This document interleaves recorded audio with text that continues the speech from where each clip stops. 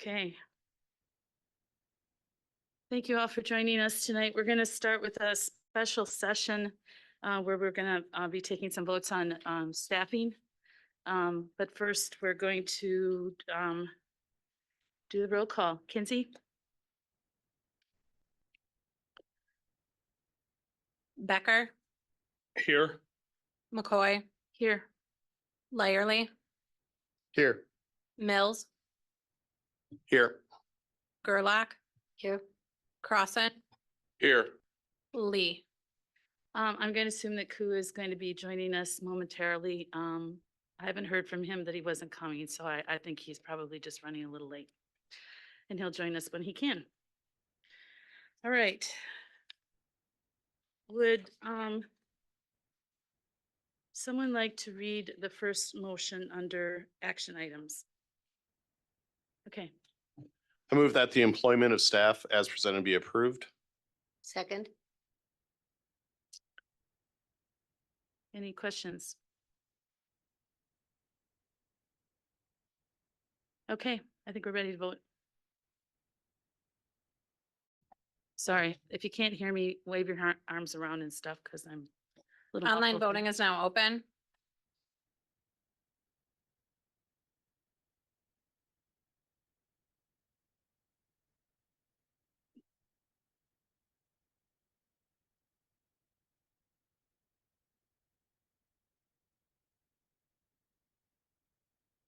Lynn and Laura, are you able to vote? No, Do you want a voice vote? yes, I'm a yes. I'm a yes.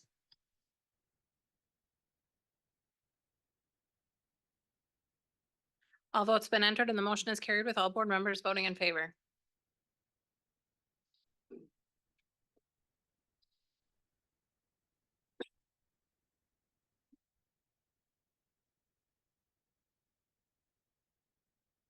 Okay, could someone read the motion for B under action items? I move that the resignation of staff as presented be approved.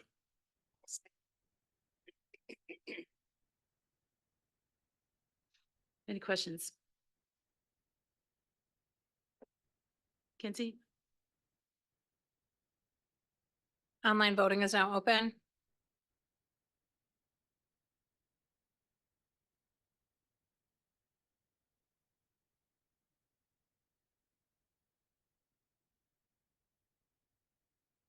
Lynn, do you want a voice vote? I vote yes. All votes have been entered and the motion is carried with all board members voting in favor. Okay, and moving on to transfer of staff. I move that the transfer of staff as presented be approved. Second. Any questions? Kinsey? Online voting is now open. Lynn, do you want a voice vote again? Yes. I vote yes.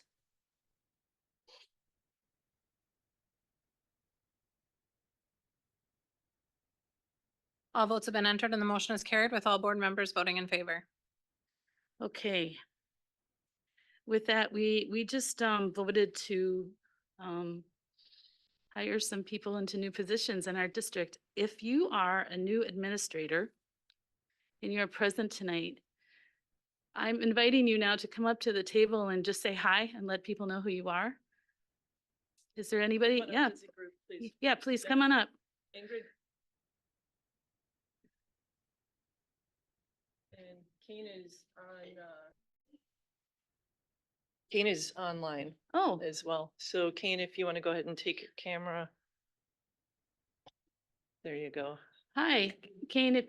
If you just introduce yourself to the to everybody and let us know what your new position is. Yeah, good evening, everyone. Can you hear me okay? Yes. Awesome. My name is Dr. Kane Mock. I'm super excited to be taking on the role of Associate Principal at East High School. Okay, welcome. Thank you. Thank you. And could you just go one by one and let people know what your new positions are?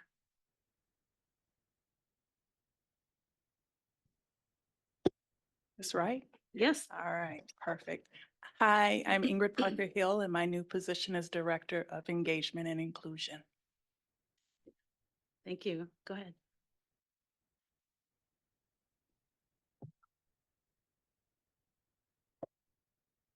Hi, I'm Jenna Starry, and I'm very excited to be the new principal at Wilder Elementary. Welcome. And I'm Joanna Wheatman. I am taking Jenna's role on over at Red Smith as the associate principal. Very Welcome. excited to be there as well. Thank you all for joining us tonight.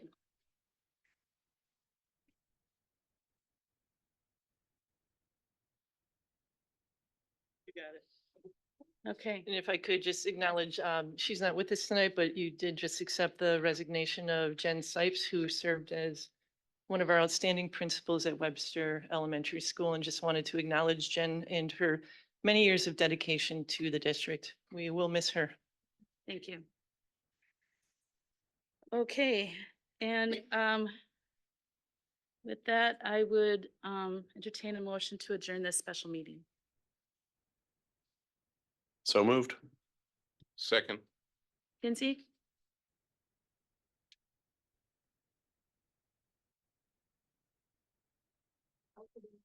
All in favor? Aye. Opposed? Okay, we're going to adjourn into our next meeting. Okay.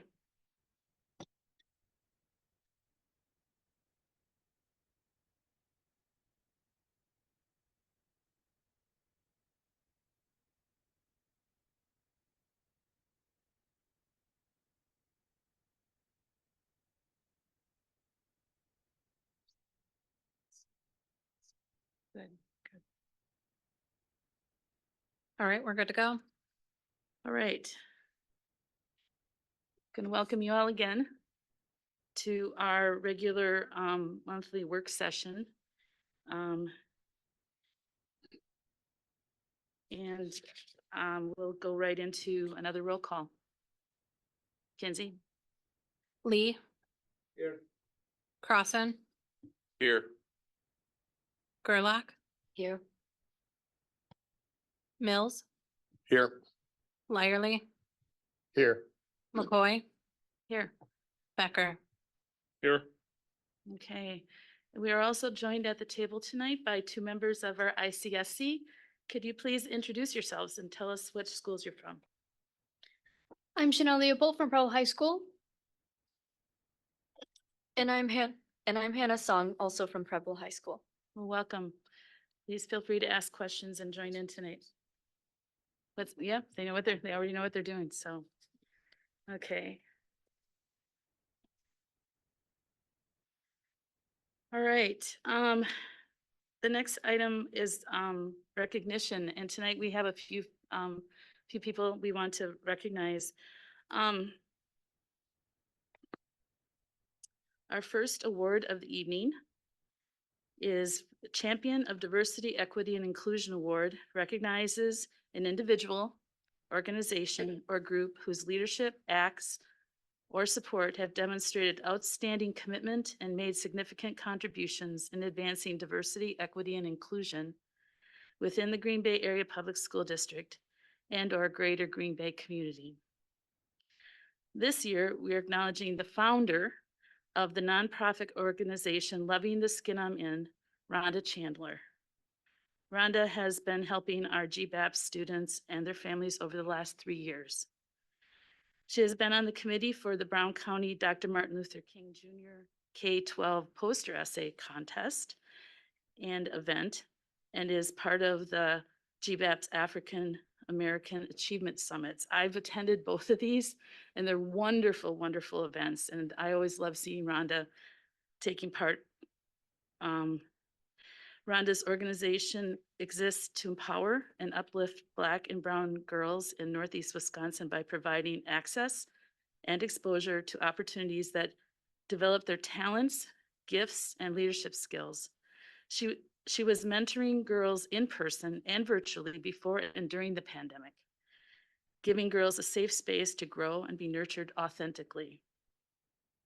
Several schools, including Howe, Kennedy, Franklin, and Preble, have had girls participate in after-school and or lunch recess programming.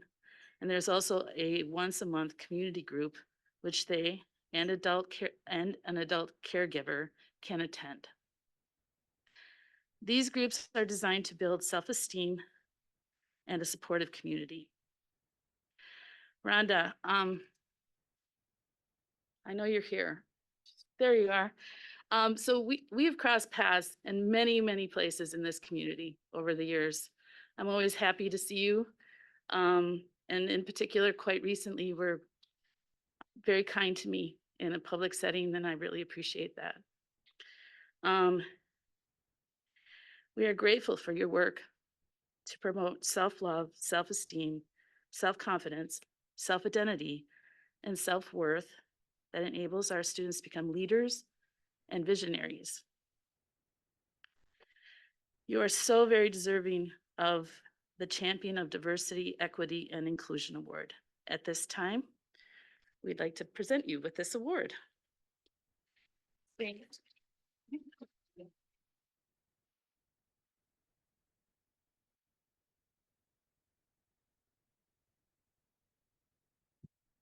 Good evening. I just want to say thank you. It's an honor and I do it for the students. So I enjoy it. GBAPS took a chance on me almost 3 years ago, and I'm just grateful for the opportunity. Thank you. Thank you very much.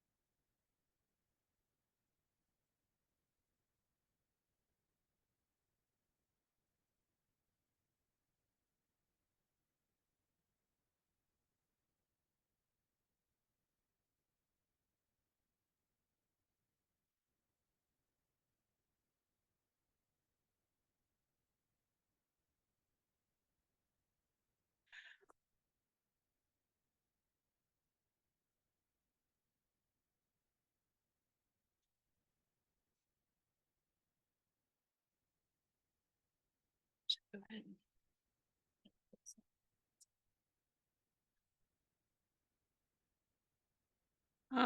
We have a second award tonight. I'm going to read this, even though it's for Senator Robert Coles. He wasn't able to join us tonight. He's under the weather. And we invite him to come back at any time and visit us. But I'm just going to read this just to give you an idea of what what this award is about. So this is Friends of Education. Our second award of the evening, the Friends of Education Award, is bestowed upon an individual, organization, or group whose leadership, acts, or support have significantly benefited the Green Bay Area Public School District, its employees, and our students. This year, we are acknowledging Senator Robert Coles, who has served Senate District 2 since 1987. In recent years, Senator Coles has championed clean water in public schools, grants for esports competitions, revenue limit relief for energy projects, eliminating the revenue limit freeze where voters have rejected an operational referendum, and school safety. During the last state biennium budget debate, Senator Coles was also a strong advocate to hold legislators to their commitment that public education would have an increase in state funding after the previous state budget froze per pupil funding for 2 years. Senator Coles has been a frequent visitor to our schools. I've seen him everywhere in our schools at many, many events, and has attended numerous graduation ceremonies as well. He has always been willing to engage the school board members and district administrators to explain proposed legislation on various details about the state budget process. Senator Coles, we thank you and your many years of service to the state of Wisconsin, Brown County area, and families, students, and staff of the Green Bay Area Public School District. Like I said, he wasn't able to join us tonight. He's under the weather, and I just wanted to read this out to recognize his contribution to public education in our area. So if we could just give him a hand.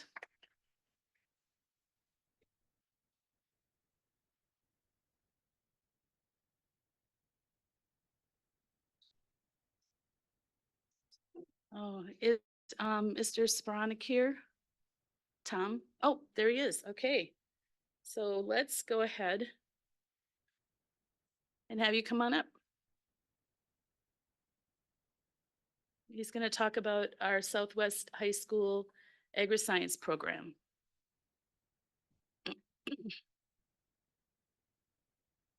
Good evening. Good evening. Well, thank you for allowing us to spend a couple minutes just to highlight a few things that we've done throughout the year. We had a pretty amazing year, FFA related wise. We continued our Warm Hearts Drive, which we collect money and coats and stuff for elementary school.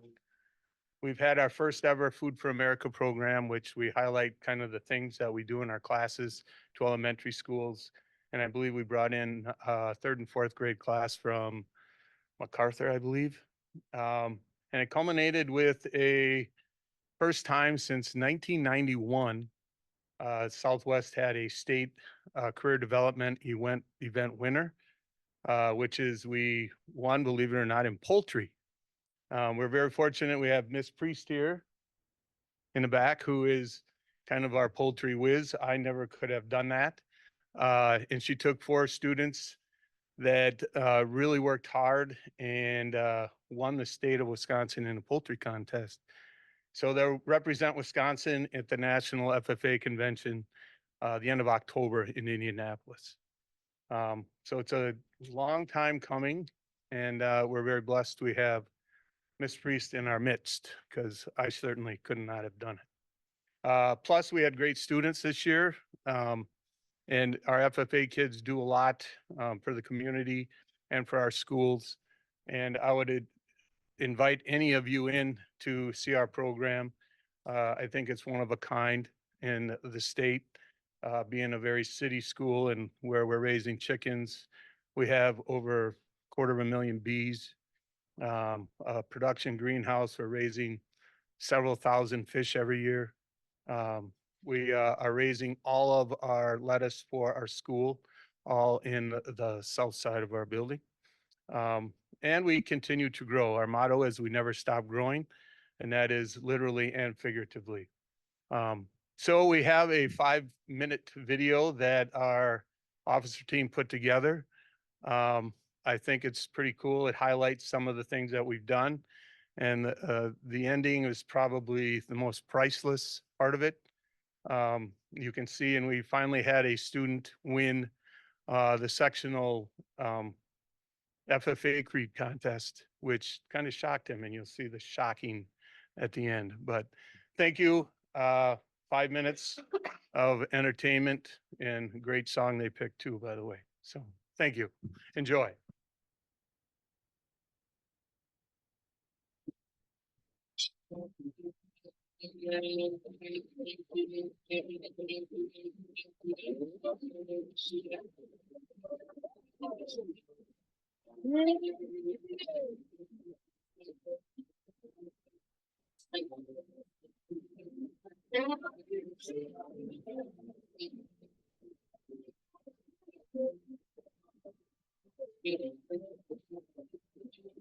Life's like a road that you travel on. There's one day here and the next day gone. Sometimes you bend, sometimes you stand, sometimes you turn your back to the wind. There's a world outside every darkened door, but blues won't haunt you anymore. Where the brave are free and lovers soar. Come ride with me to the distant shore. Even hesitate to break down the garden gate. There's not much time left today.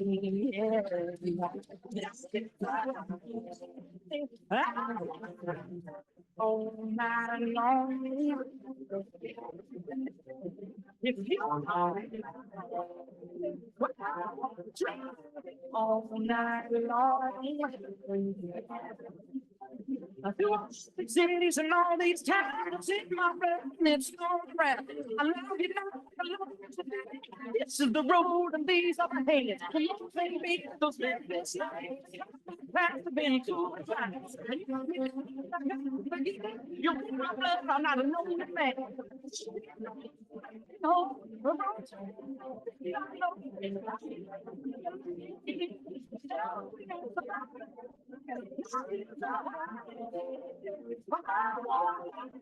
all night long.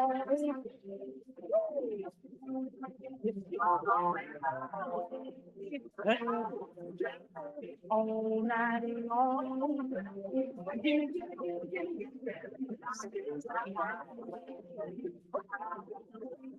All night long.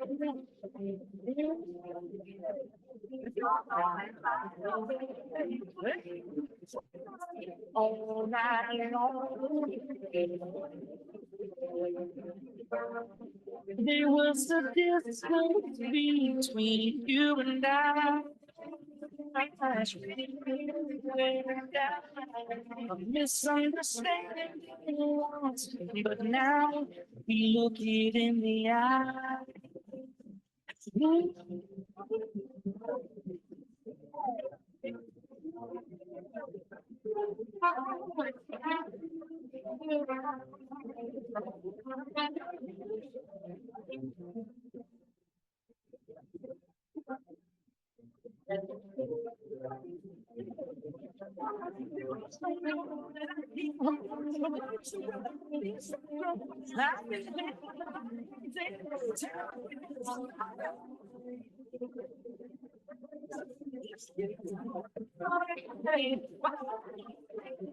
All night long.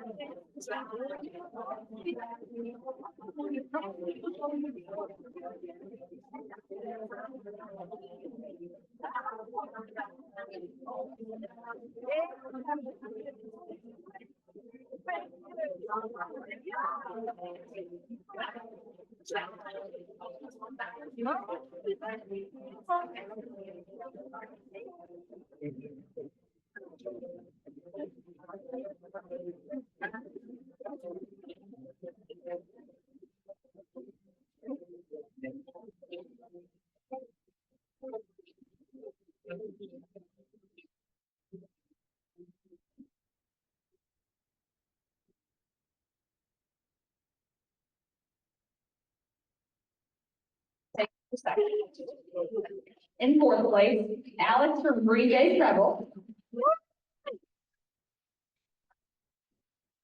In third, Libby from Bayport. In second, Michaela from Luxembourg Casco. And in first, Keon from.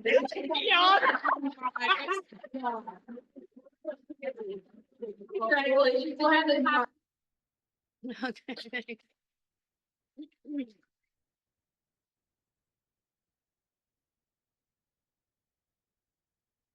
If any of you have been lucky enough to tour the agri-science area in Southwest, you'll know that it's quite an amazing program. I was lucky to do that in early February with Jill Underly when she came to visit Green Bay, and I was just blown away by what they offer there and all the cool stuff they're doing there. So anyway, did you have something to say? That blue jacket's gotta be one of the most iconic things within high school organizations, because you see that everywhere and you know right away that's an FFA jacket with it. And I was always amazed when I started teaching in the district how successful our FFA programs are for being an urban school district. I saw it at Washington and East, but to see the program taking place in so many district or so many buildings with it, and the amount of success is amazing. It's just another one of the many great things we offer. So good job. So go ahead, Andrew. Thank you. Yes, actually, Green Bay as a combined program at one time was the largest FFA program in the United States when you combined all the schools, largely because we had middle school FFA going in all the schools. And I still actually have I have my West FFA jacket still. It doesn't fit. It doesn't fit because of working out a lot since I was in high school, but I do have it. So it's really an amazing program, and I think people tend to think of this, it's only about one thing, or it isn't for people who but it's very broad, as we saw here. A lot of different areas are touched by it, and it's really an amazing program. Okay, anybody else? All right. Okay, we're going to move on to under recognition, Seal of Biliteracy, and we're joined at the table by Angie Lacombe. Can you all introduce yourselves, please? Yes, thank you. We will, do you want to just quick, I was going to introduce them as I speak. Is that okay, or do you want to do it right now? Whatever way you Okay. prefer. All right. So, hello, my name's Angie Lacombe. I'm the Director of Curriculum. Tonight, though, I am here in order to be able to acknowledge and honor 61 students who earned the Wisconsin Seal of Biliteracy this year. This achievement is significant as it demonstrates that the commitment that these students have made learning both English and Spanish in 4 critical areas: reading, writing, speaking, and listening. The time and dedication it takes to learn a language is substantial, and it cannot be done alone. So tonight, I'd also like to honor the supportive adults, many of which are here in the room, of the recipients who undoubtedly supported their students' efforts throughout their language learning journey. And my name is Gina Cornuz Zacharias. I'm the Director of Teaching and Learning Programs. But I'm also going to be acting as a translator at this point. So if you don't mind, I'm just going to start going back and forth and translating for our families. Muy buenas noches.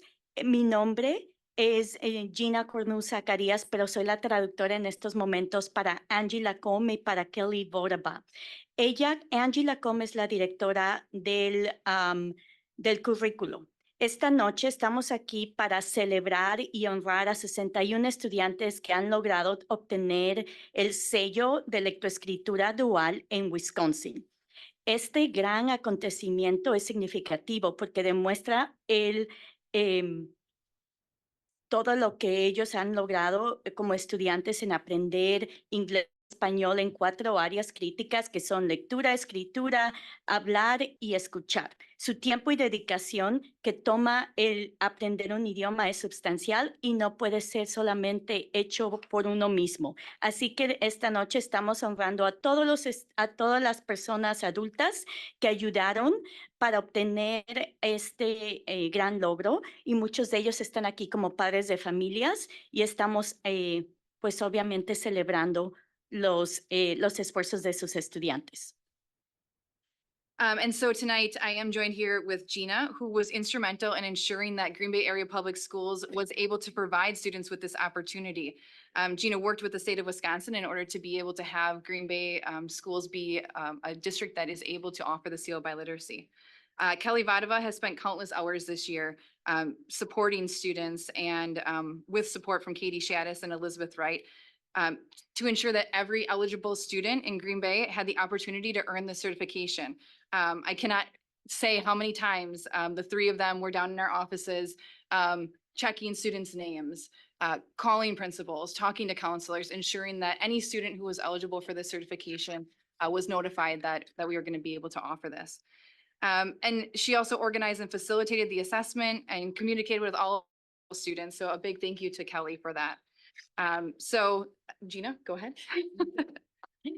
Esta noche con nosotros estoy yo, soy Gina Cornuz Zacarías, y soy una de las personas que nos encargamos para que este honor tan grande estuviera listo aquí para las escuelas públicas de Green Bay. También con nosotros está Kelly Borama y ella ha pasado suficientes horas organizando con el apoyo de Katie Shades y Elizabeth Wright, asegurándose que todos los estudiantes que puedan obtener este gran sello tengan la oportunidad de lograrlo. Igual que organizar y facilitar con los directores y comunicándonos con los consejeros para que pudieran los estudiantes tomar este examen y comunicarse con todos para que ustedes pudieran tener este gran logro esta noche. Y también, obviamente, queremos darle muchas gracias a la dedicación a los estudiantes que tenemos aquí del distrito de Green Bay. Oh. All right. The Seal of Literacy is a prestigious award given by the state of Wisconsin in recognition of students who have studied and attained proficiency in 2 or more languages by high school graduation. Our district is one of the districts across the state that can issue the Seal of Literacy since the 22 and 23 school year. The vision of the Seal of Literacy is to help students recognize the value of their academic success and see the tangible benefits of being bilingual and biliterate. There are different pathways that allow students to earn this certification. Our district offers multiple pathways that lead students to this certification. One pathway includes the study of a world language, starting in elementary or middle school and throughout high school. Another pathway is through attendance in our bilingual education program from kindergarten through the end of 8th grade. A third pathway includes students who are part of the Multilingual Learners Program who are literate in their first language and are now literate in English. Earning the Seal of Literacy is an honor that few students across the state of Wisconsin are able to achieve. We're so proud to celebrate the students' accomplishments in this meeting. And if you don't mind, I'm just gonna paraphrase. El sello de lectoescritura dual es una que se les da a los estudiantes en el estado de Wisconsin que han estudiado y han obtenido la proficiencia en 2 o más idiomas para cuando ellos se gradúan de la high school. Nuestro distrito es uno de los pocos distritos que ofrece este certificado y nosotros lo hemos obtenido desde el año 2022 al 2023. La visión del sello de lectoescritura es ayudar a los estudiantes a reconocer el valor de sus éxitos académicos y ver los beneficios tangibles que existen al ser bilingüe y el poder escribir en 2 idiomas y leer en 2 idiomas. Hay muchas formas de poder llegar a este sello. Uno de ellos es el estudio de los idiomas, empezando en la primaria o en la secundaria y a través de la preparatoria. Otra forma es a través de inscribirnos en el programa de educación bilingüe desde kindergarten hasta el 8º grado. Y el último forma de lograr esta meta es cuando los estudiantes son parte del programa de estudiantes multilingües y que tienen la oportunidad de ser lectoescritores en su primer idioma y también en inglés. El llegar a obtener este sello es un honor que muy pocos estudiantes alrededor del estado de Wisconsin pueden tener. Estamos muy orgullosos de poder celebrar a todos los estudiantes que están aquí esta noche en esta junta. So the district had 104 students who met the English criteria for the Seal of Biliteracy take this assessment, and 61 earned the credential. The benefits of the Seal of Biliteracy include current and future employment opportunities, higher pay and bonuses to applicants in some jobs, career advancement training and professional learning, potential college credit and reduced time and cost to degree completion, scholarship opportunities, internships, study abroad programs, and travel. Esta noche tenemos a 104 estudiantes que lograron obtener este sello. 104 estudiantes tomaron el examen y 61 fueron los que pudieron lograr obtener esta credencial. Los beneficios de este sello incluyen el tener más oportunidades de trabajo, tanto ahorita como en el obtener un pago más alto y tener bonuses que les pueden ayudar a las personas a tener mejores trabajos, el poder tener más oportunidades de avanzar en su carrera y en cuestión profesional, el poder tener créditos a nivel universitario y reducir su tiempo en la universidad y también reducir los costos, tener oportunidades de tener becas, obtener ciertas internships y el estudiar fuera de este país y viajar. And now we'd like to have the students who earn the seal by literacy come up and join us near the front. So if you've earned the seal, come on up. Si los estudiantes pueden pasar por favor al frente para que les podamos celebrar.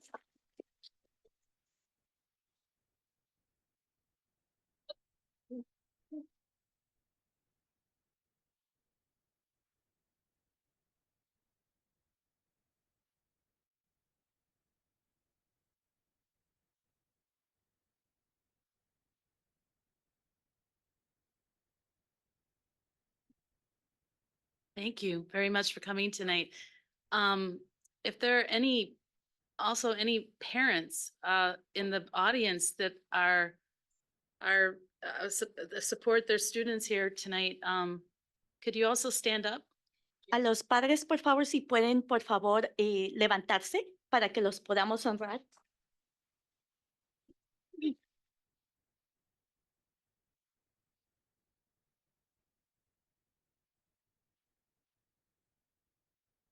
Thank you very, very much for being with us tonight. Our district, I'm so proud that our district does this work. So do you have anything else you'd like to add? No, I don't think so. As a language learner myself, I know the time and dedication that it takes to be able to learn both English and Spanish. And I could not be more proud of all of you here and those that are on the list. It was such a joy to be able to come to your schools and be able to let you know about this amazing accomplishment. So good luck in your futures. Cool, go ahead and then Brian. First of all, congratulations to the young folks. I am a refugee to this country as well, and in some ways, I am a little bit envious because we didn't have this program when I was coming up. So I want to commend you because I think that it's not easy and it takes a lot of time and commitment and lots of intelligence involved as well. So I want to wish you all the best of luck in the future. Good luck to you. Brian?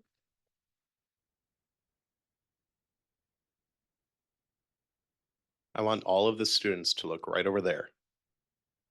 You see that guy waving right there? When we talked about being employee ready, talk to him, okay? Yeah. Right there, Mike. There you go. Yeah. And I think it's safe to say that Green Bay is one of the places that does honor bilingualism in regard to increases in pay as well. So I'm very proud to be here, not only as an employer of potentially future employees, Yeah, but also to be able to give this award. yeah, we need you. Stick around.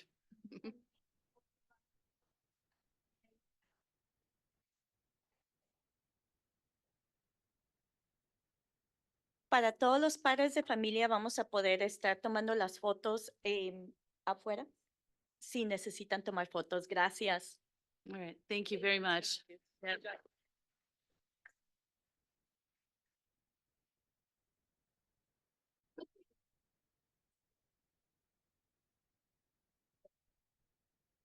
We'll just do open forum now, so go ahead.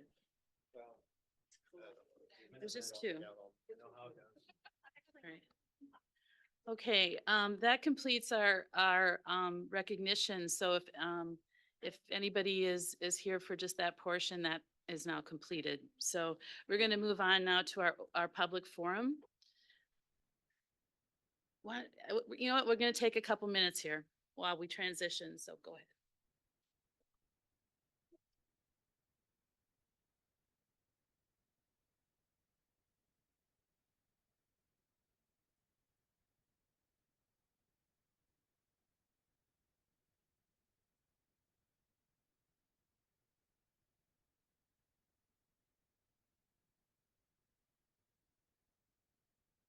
If there is anyone here who wants to speak at our public forum, you need to fill out one of those pink sheets and hand them to Kinsey over here.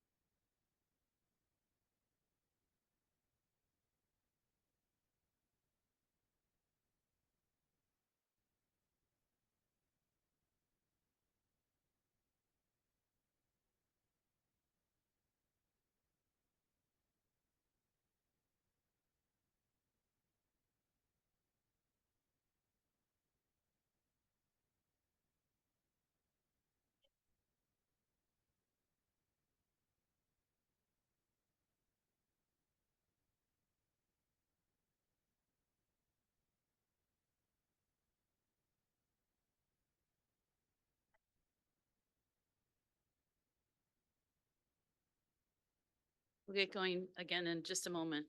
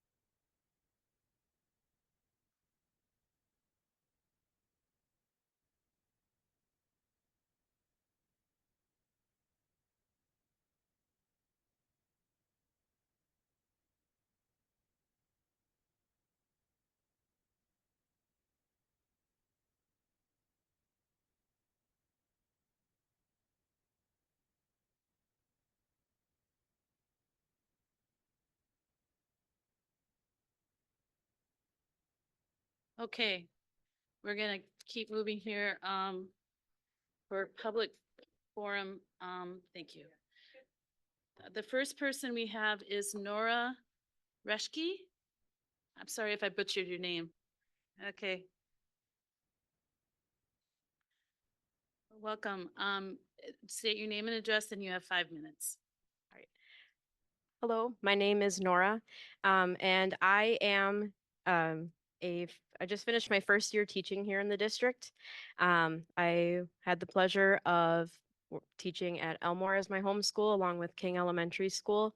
Not only am I a teacher here this year and just wrapped up my first year, but I'm also a proud alumni of this district. I graduated high school from West High in 2019, and I also went to Elmore as a student. And also my mom went.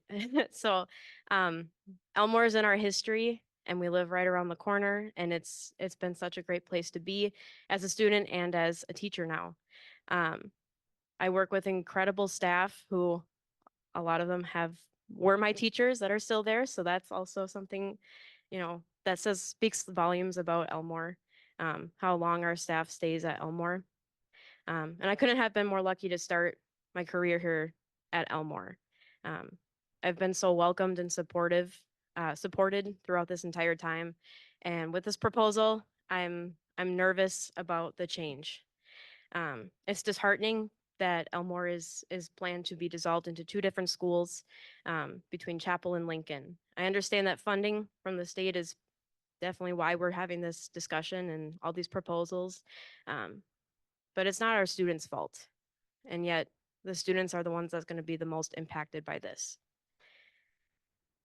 I wanted to bring up the capacity of Elmore being listed at 79%. And I'm wondering how that number was created, as all of our classrooms are in use right now. So I'm wondering, are we considering our intervention rooms, our special education rooms, speech, student support? What are we counting for this percentage? These rooms are really, a necessity for our students. Then they're big learning spaces too. We have an average of about 20 students in each class. And I think this is another way that our students really are able to excel here at Elmore. Not everyone can function at a school population that has 400 to 600 students. There's a lot of small group and individual times for learning for students. And I have the pleasure during my prep time this past year to work with a student one-on-one. And the student has struggled outside of music, but we've been able to talk through emotions and do musical activities through this one-on-one time, which I don't think would be able to be as possible being in a higher populated school. So they really benefit from one-on-one small groups. And I just don't know, with the pictures that we've seen of more renovated school, classrooms and the breakout rooms in the hallway, how are we going to be making sure that we respect the privacy of these students as well? Having these breakout spaces and hallways. And another thing with elementary students is I have learned that maybe even the hard way, that they really rely on a routine. When we have, an activity or a school event that day and our schedule changes even the slightest, it affects their learning that day. It really does. And so now we're, looking to change this really big, change of a school that's going to really affect their routine. I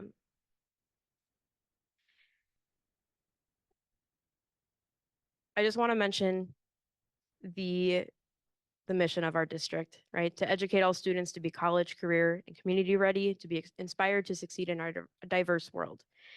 By dissolving our community, are we really allowing our students to be able to succeed? We do live in a very diverse world, which also means that the way that they learn, that they think, that we process is all different. Disrupting our routine, right? Moving schools, our populations, is it what's best, right? We're here to educate, to learn. So rather than just closing our schools, we want to be able to help too, right? We know that, again, the funding is a big reason why we're doing this. So tell us who we need to reach out higher than this area of the state. What can we do to help keep our schools open and keep these students learning? Could we maybe look at middle schools? If I'm right, Franklin's at about 50% for their capacity. And so maybe we could look at middle schools, maybe look in dissolving, I don't know, I grew up at Franklin too. So like Franklin and West, doing something like that. These elementary students, they really need that routine and that consistency. And I think a lot of these students that we see and we work with every day, school is the one place that they have that consistency. And it's really disheartening to know that that's all up in the air for them. And I think a lot of these students are scared. I have a lot of students saying they're going to miss me. And I'm like, well, I'm not going anywhere, So they need this consistency and the routine. So we as a staff are willing to do what we need to do to speak out and try to get funding and the support that this district needs. So thank you. Thank you so much.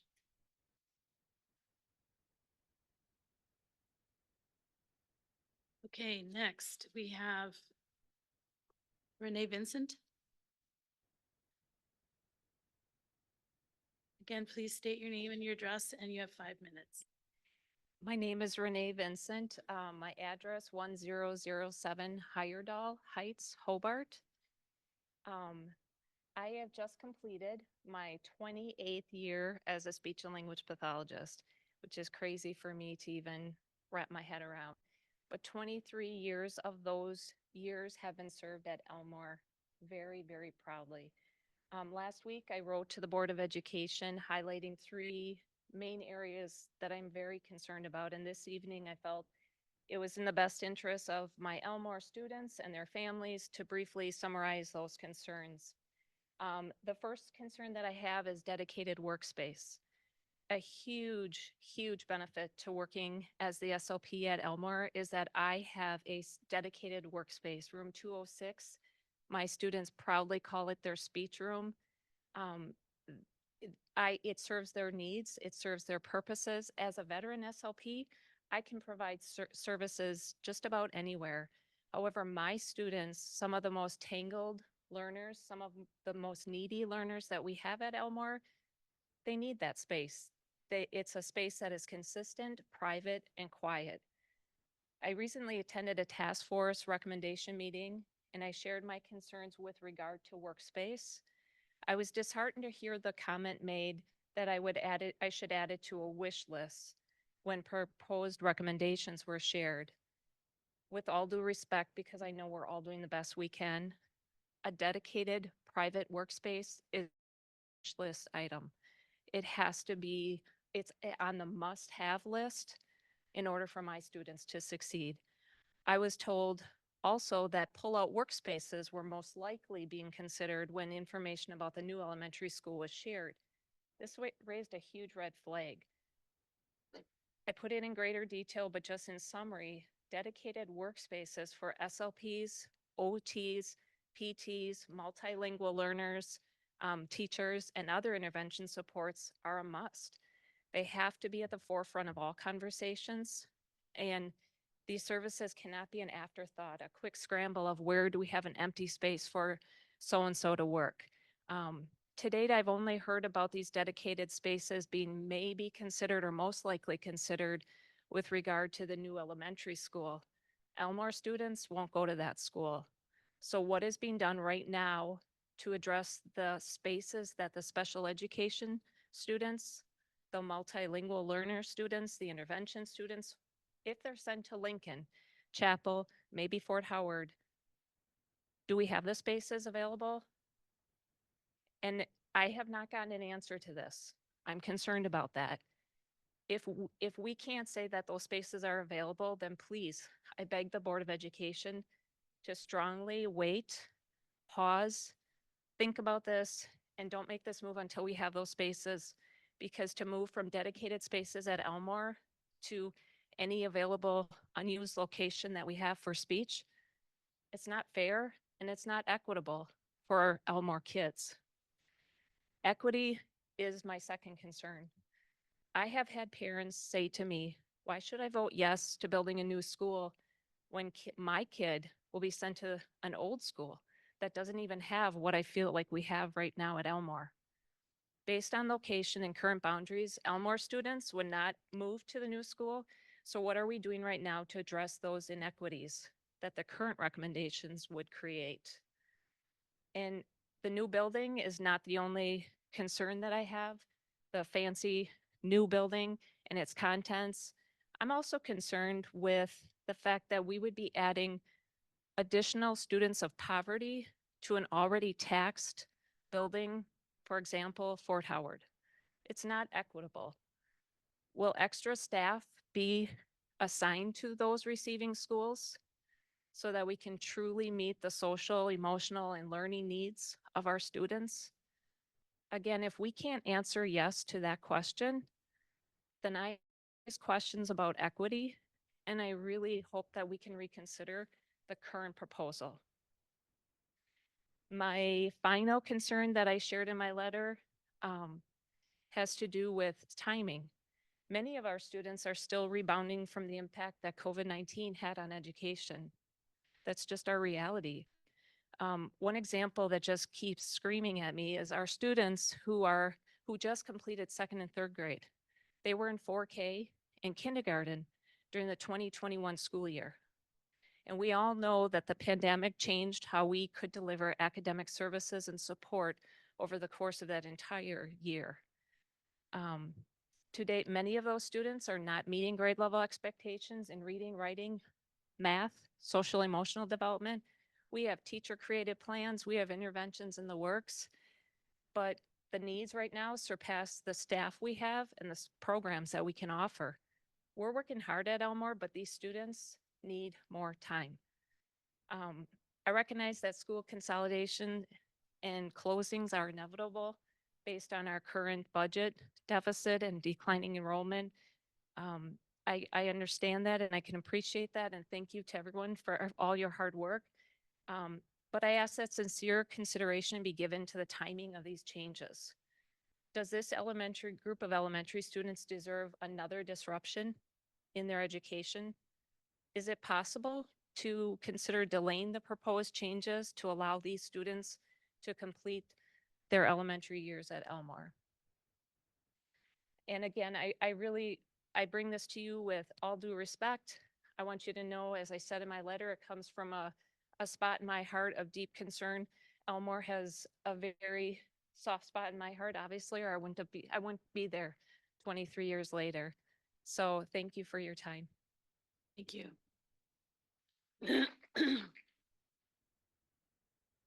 Okay, we have one more person. Again, I just want to say if there's anybody else who wants to speak, you need to fill out one of these sheets. Otherwise, this will be the last person. And that is Mary Yang.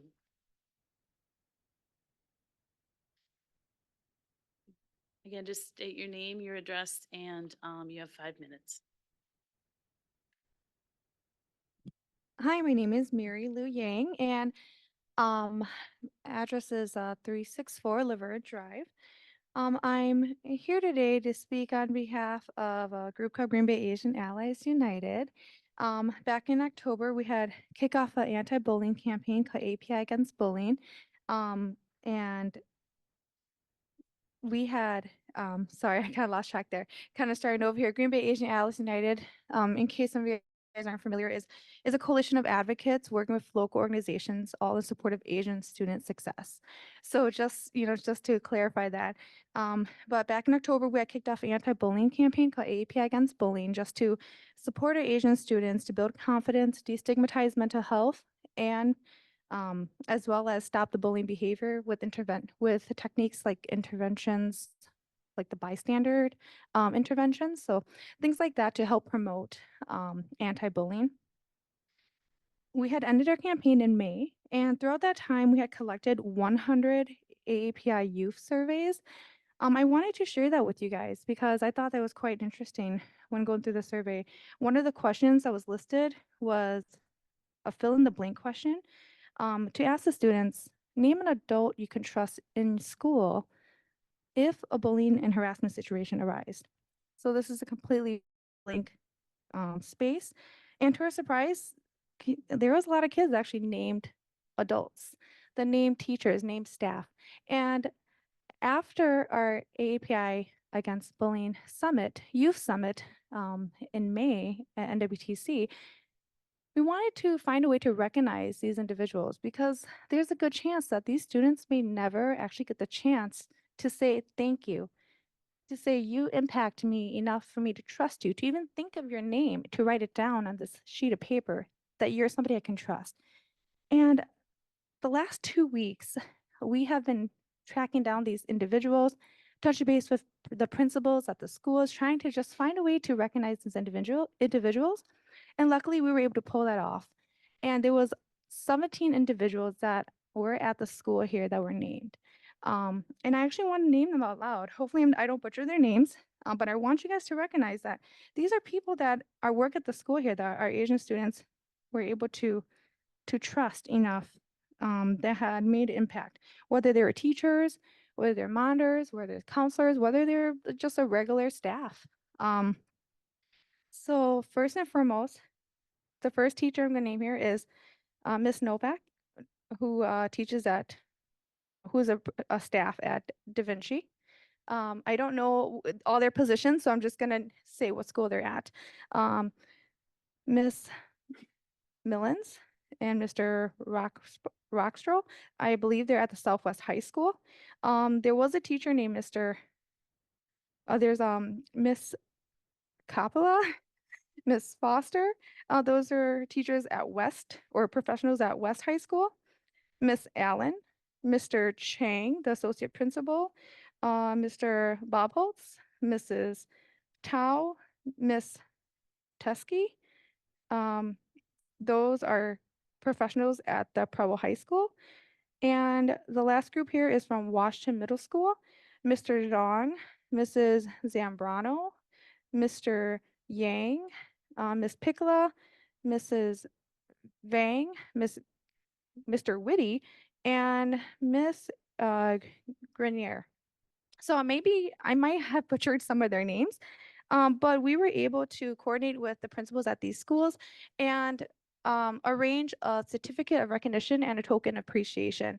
The Asian students that are at the schools, the school, we were able to coordinate with their student club president as well to be present too and help us pass these awards out because their groups were a big involvement in this as well.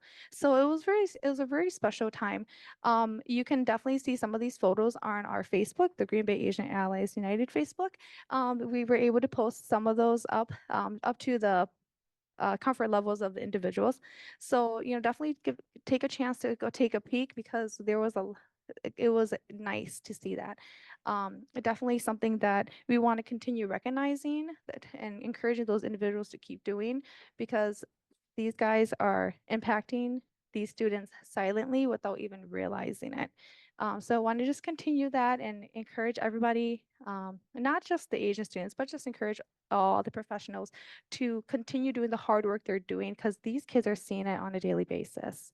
Thank you. Thank you.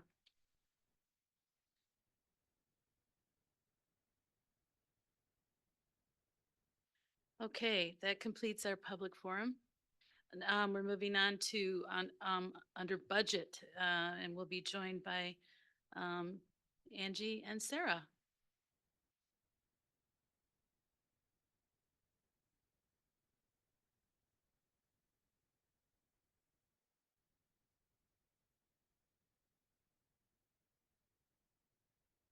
Hi, guys.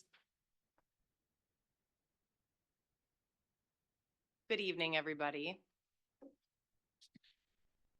Okay, so the slideshow is up there. Madam Chairman, point of Yes, personal ma'am. privilege, could we please have the camera moved from in front of the screen? Yeah, it's kind of blocking the view. If y'all could just slide down maybe another foot. Can you see Nolan? Okay, thank you, guys. All right. All right, take it away. Okay, good evening, everybody.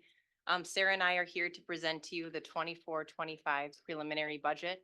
So this is the third year that we have come before you to at least get kind of the sneak peek, right, of what is to be expected when we come before you in October after we certify the levy and the final budget for 24-25. Within board docs, there was a preliminary budget book. It's kind of like the shortened version of what you see in October. It's an overall summary, high level, just to kind of give you an idea on our levied funds as to what we're expecting. So if you want to follow along, we don't go through a lot of detail, but we'll give you high level in the presentation. And if you have any questions, feel free to ask here or follow up after this presentation. So at this point in time, so last month I was before the board, but at this point in time, from what we have gathered, so we have all of our departments, all of our buildings, those projected budgets, budgeted needs that they've submitted to the department, and then all of the other information that we've gathered, we have successfully closed that $2.2 million deficit that we've been talking about since December. And we are presenting a balanced budget for 24-25. Several factors have kind of led to this. One of them being that Our ESSER funding, we still have that for the next couple of months. So we are strategically using that to cover summer school costs for one more year, as well as some of those Fund 10 expenditures that would otherwise have been covered by our operating budget. So kind of shifted those costs. So that's really closed that budget. But many factors have led to this. We have been talking about deficits. So one thing that we have done as departments is we have kind of taken a different approach. We're doing the zero-based budgeting approach, which has also helped balance the budget. But in addition, that has ensured that all of our district's operational needs have been met. So that, along with all of the efforts that we've taken to kind of reduce and cut expenditures throughout the last couple of years. Significant factor, of course, the consolidation of 3 elementary schools that has saved the district about $2.4 million for next year and the years after that, right? That's kind of a build upon savings. Especially with the FTE. And it also has addressed our declining enrollment issue that we face as a district. And that is going to also continue for several years moving forward. The good thing about coming into the second biennial budget, right? So the second year of that state biennial budget is we have a pretty good idea as to what to expect in revenues. So that 325 per pupil revenue limit increase, that will be about $6 million for the district next year. Very helpful. We knew that was coming. It's the following year, right? That the unknowns come, but at least we know we have a good idea as to what we're going to be getting through that revenue. Keep in mind that per pupil revenue, of course, that declining enrollment is tied to that. So our state funding is based upon that FTE, and that 325, right? That revenue continues to go down because of our declining enrollment. So that's a direct relation. The district also, or the board approved a 4.12% base wage increase, recognizing the importance of recruiting and retaining qualified staff, especially in the tight labor market that we are. We remain competitive. So, a definite need in the district. So that's great news for the district. And then also included in the budget is those increases for health insurance, fairly minimal, and then the dental, which was approved a couple months ago. Again, continued declining enrollment. That is no news to us, right? So pretty important to just highlight that as well.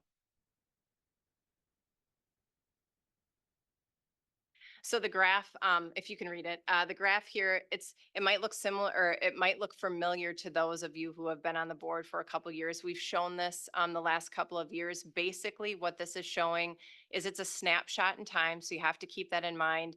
But really what we're comparing is our January membership for student enrollment in comparison to our full-time equivalent or our staffing.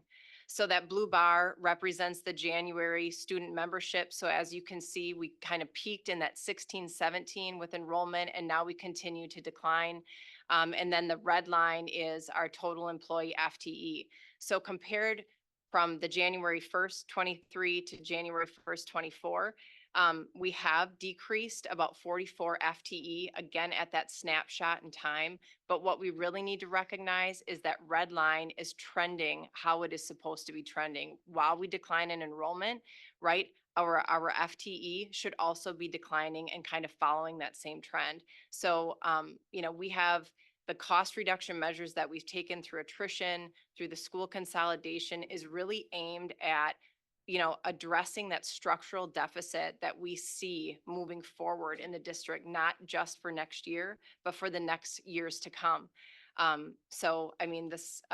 So if you've got any questions on this, but yeah, I think this is just a really good thing. If you remember when we came back from the pandemic, that red line was going in the opposite direction because of the needs and addressing those needs that the students, to address the students' needs essentially. But now we are trending down, so we're headed in the right direction. This may sound obvious, but there is no intent to have the red line meet with the blue line. That just shows the difference between the two on there. So that 2016, 17, that's just where it happened to be. So people shouldn't look at this and say our goal is to get the red line to the blue line. It's just overline the two graphs with that. Exactly. Anybody else? Okay, go ahead. So we'll go into a little bit of Fund 10. This slide represents Fund 10 revenues. You know, that's our general operating fund. Total projected revenues in this fund are about $307 million, which, as Angie mentioned, we have a balanced budget so that will match the expenditures as well. It's important to note that the majority of the revenue that we get comes from the state, mainly in the form of equalized aid, which you can see is approximately 64% of our total projected revenues, or $195 million. Property taxes are the other major revenue source, coming in at about 20% of our revenue. As a reminder, and for those of you that that are new, the revenue limit formula is state aid plus property taxes equals allowable revenue, and that is directly related and driven by student enrollment.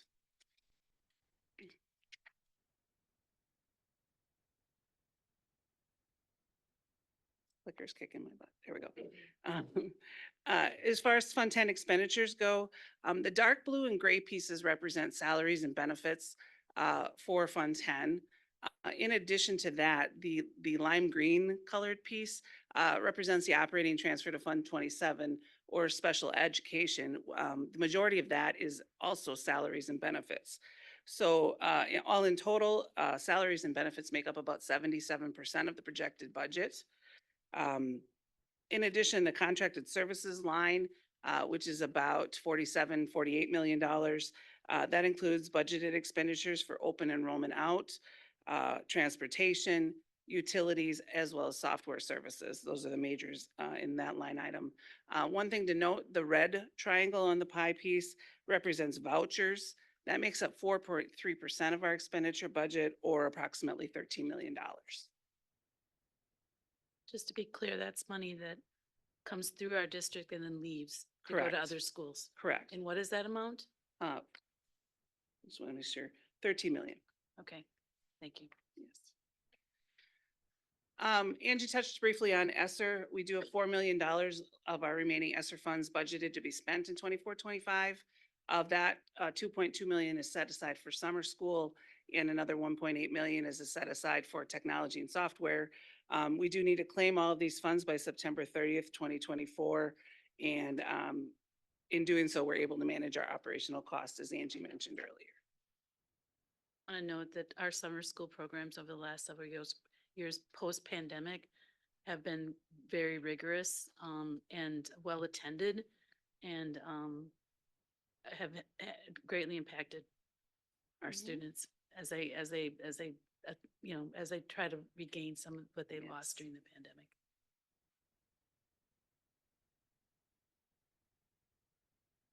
I just want to thank you for using the ESSER funds right until the very last moment and drawing it out in the most beneficial way that we could do so. So it wasn't one big shot 2 years ago, and taking that responsibly. So thank you.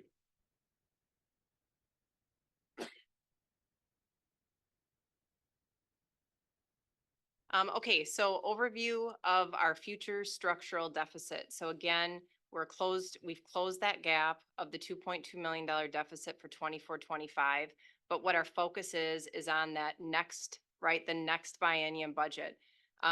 Because there are so many unknowns. But right now, from what we're projecting, we are estimated at that budget deficit for that first year of $6 million, and then the second year of $11 million. And again, like that, those numbers are going to fluctuate, as we receive more information, but this is based on, now. So it includes that 325 per pupil. We're assuming that we're going to get that for the next couple of years, but we don't know that, obviously. It could be more, it could be less. And I think the big thing to highlight here is 2026-27. And this isn't the first time that you'll hear it from me, and it's not the last, but that is the last year of that $16.5 million operational referendum that we passed for a 10-year time frame. So back in 16-17, that's when we passed it. So that will sunset on 26-27. So that is another thing that we are going to have to plan for as a district within the next couple of years. Any questions?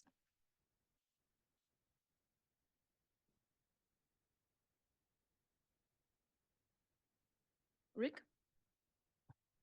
What are your, excuse me, what are your estimates for declining enrollment in those out years?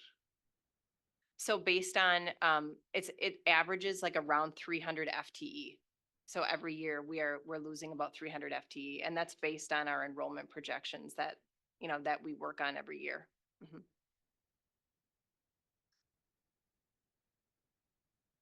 One more question. So when a school is closed and you're claiming, you said $2.4 million in savings, that savings continues onward for how long? Are we claiming a savings every year because we closed that school? I mean, there are several things that we're claiming, but if you just take staffing, for instance, right? So through attrition, if you don't backfill those positions, that's a forever savings moving forward. Or if you're adding staff and you're adding that CPI every single year, that's also a continuing, right? You build upon those expenditures. So the savings is we close the school next or consolidate those schools. Those savings are forever in the budget because those positions supposedly aren't coming back into the budget. Is there any cost associated with a school that is closed? Like, do we have to maintain it? Do we have to tear it down? Are we factoring those costs into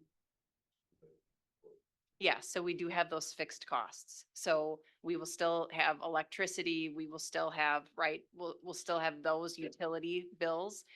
We have to insure it. So yes, those are conversations that we will have to talk about as to what we're going to do with those vacant buildings sooner than later. Any other questions? Oh, Brian. So just doing some napkin math here.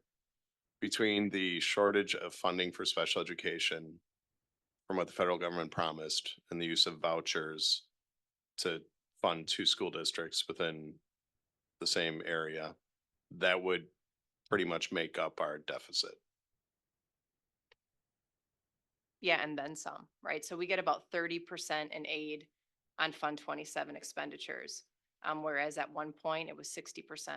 So we are transferring from Fund 10 to Fund 27 out of operations about $33 million. That's what's projected for next year. Seems like it's a great opportunity to contact people and advocate for that, which has been an ongoing issue. James. I can do napkin math as well. So just to set everyone's expectations, when we talk about $325 per pupil, against what we can spend, the revenue limit, that equates to about a 3% increase in revenues, according to just some quick calculations, right? So when you look at that, it looks like, hey, we're getting additional revenues, but even that additional revenue is not keeping up with 4.1% increases in cost of living, right? And we owe that type of adjustment to our salary. So it's easy to look at that number and say, hey, you're getting more revenue, but when you combine declining enrollment and that number doesn't even keep up with cost of living, that's the definition in my mind of structural deficit that we're really trying to adjust. And I know that at an earlier point in the presentation, Brian made the point of saying the red line of full-time equivalent staff is not intended to reach the blue line of full-time equivalent enrollments, right? But there is a healthy distance, and right now it is unhealthy in distance due to these single track elementary schools, right? Where we're having to increase our full-time equivalent staff to run against a set of schools that are underutilized, right? So to your point, yeah, there's fiscal costs of savings, but really when we're looking at changing the structural calculations, that consolidation of staff around some schools that are designed and can flex appropriately is really kind of the intention of the consolidations. there anybody else? I think there's also some political forces who would like to eliminate that 325 that the governor made possible. I think there's some legal action that's being taken as we speak. I don't know exactly the status on that right now. I don't know that that would affect us in the next year or not, but I guess I personally, just speaking for myself, I do not take for granted that money. For your purposes, you have to, put a budget together with those numbers. But I do worry that per pupil could be yanked or modified in some way that would be detrimental to our district's finances, all districts' finances, not just ours. So, okay. Go ahead, Vicky. That's an excellent point because we're talking about from the 325, about $6 million that we need. Yeah. Yeah. This is just a snapshot of the instability around public education funding in this state. I don't see this changing anytime soon. It's something that is a constant stressor on our ability to educate the children that we are privileged to serve. So yeah, you'll be here. This is ongoing. It's not going away. So, okay. Andrew. Thank you. So, well, I do certainly agree that the uncertainty is a problem, and whoever's in charge in Madison, there's always uncertainty that we're facing. I guess I don't want to just have lost in the doom and gloom conversation here. We do, many signs point to a more favorable climate in Madison for public education. We've had, we have different legislative maps. Even when there were not yet different legislative maps, we did have funding increases that were right at the top of, if not exceeded what most of us thought possible. So, could there be legal action against the 325? There could, but I guess I just, having done this for a while, and as I've said before, usually we prepare for the worst and then the sky does not fall. There was the one time, and I don't remember it really since then. So I think we have to be cautious, and it's good to have the regular budget updates more routinely throughout the year, and I appreciate them. And I'm not as worried about the 325, and I think we have the pro public education voices have become stronger and gained more traction in the last couple of years than in many years before that. Anybody else? Go ahead, Brian. I just want to thank you for laying out the numbers, and often when this comes up, our discussion also goes into policy, which isn't your wheelhouse. So having you two sit there as we discuss that, we appreciate, but always having this conversation, showing us where our budget is and the status of the district. So thank you. I would agree with you, Brian. You guys are our numbers people, our money people, but anybody who watched the conversation understands that whenever we talk about money and public education, you can't help it can't help but become political. It's just the way we are, that's where we are now. So anyway, anybody else? All right, I think that's it. Thank you very much. All right, moving on to under education, we're going to talk about boundary adjustment recommendations.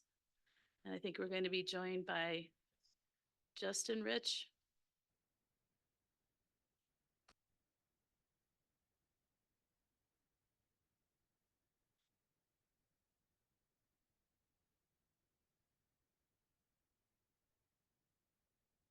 Welcome. How's that? Good. Nice to be with you all tonight. Would you go ahead and tell people who might be watching at home who you are? You bet. I'm Justin Rich with Wolpert. I'm a consultant there. And along with my team, we've had the pleasure of working with the district and the Boundary Adjustment Advisory Committee throughout this process. So thank you for that.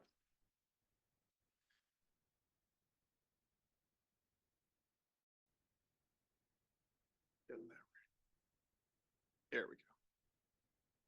So we were engaged by the school district to help facilitate the Boundary Adjustment Advisory Committee. And one of the documents that we were given from the board was the purpose. And this was a very helpful exercise just to outline what our role would be in the process and what exactly would be involved.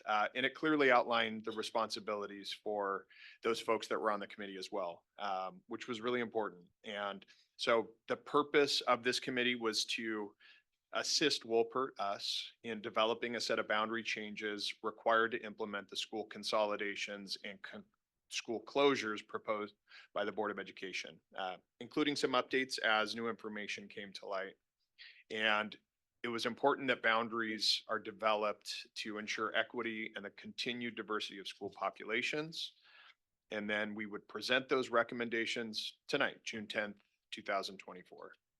The responsibilities of those folks on the committee included responding to information and recommendations that we provided, providing structured feedback on boundary options, providing feedback on community surveys, and then present those recommendations agreed to by the committee.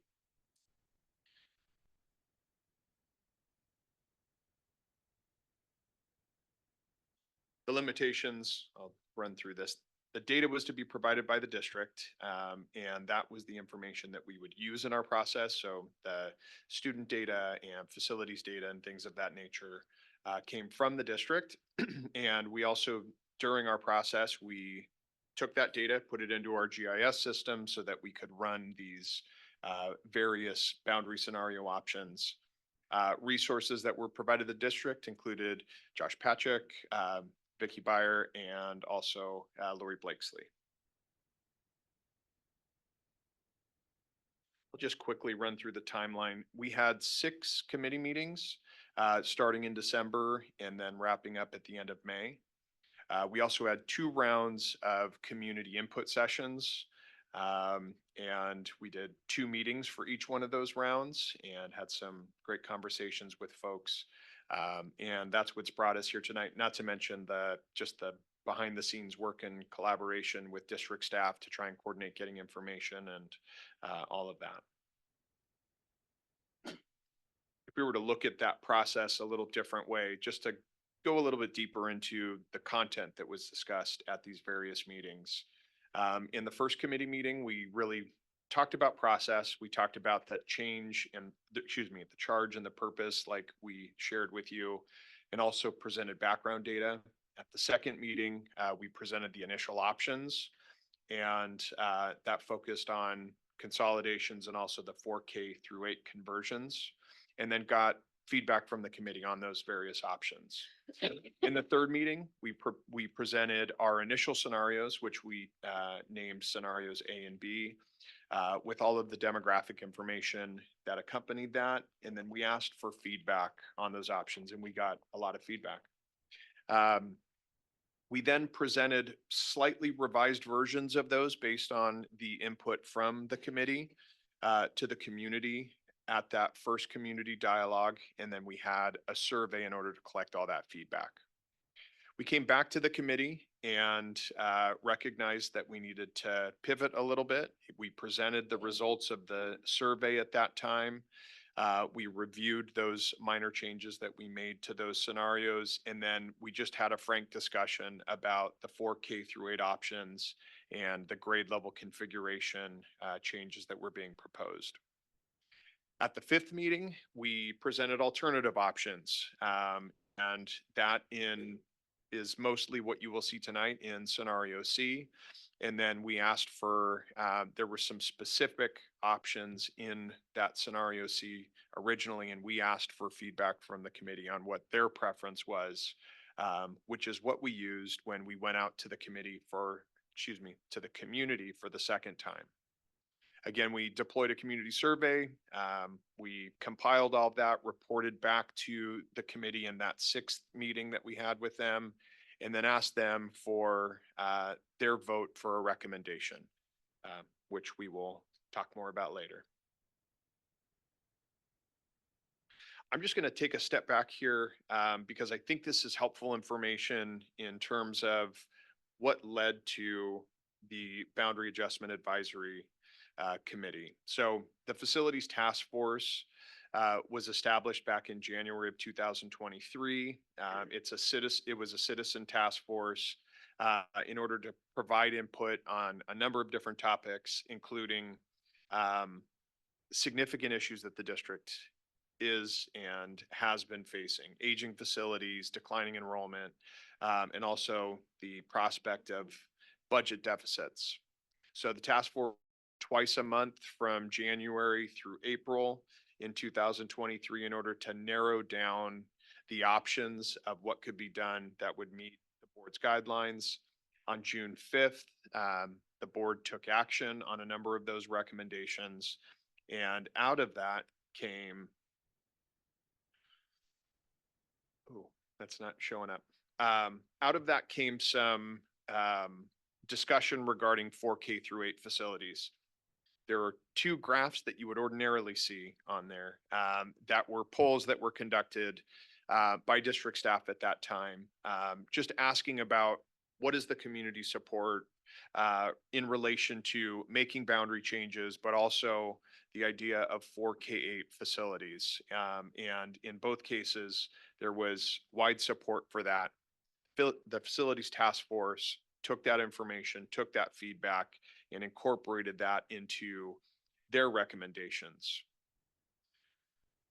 The board took action on several closures, just for review. The closure of Wequiak, Keller, and Tank, along with some other changes to go along with that would be effective for the 2024-25 school year. And in addition to that, asked the Boundary Adjustment Advisory Committee to go and the other recommendations to understand how those would be implemented and what they would look like in terms of the student and demographic impact and the facilities impact. The Facilities Task Force recommendations that would be studied, a number of those would require a successful capital referendum. But these were their recommendations, was to build a new elementary school on the site of Kennedy while consolidating Keller, Kennedy, and MacArthur into one school. Repurposing Franklin Middle School as a 4K through 8 school while consolidating Elmore and Beaumont Elementaries. Repurposing either Langlade or Doty, depending on some various factors there. Repurposing them as a 4K through school and then consolidating those 2 campuses together.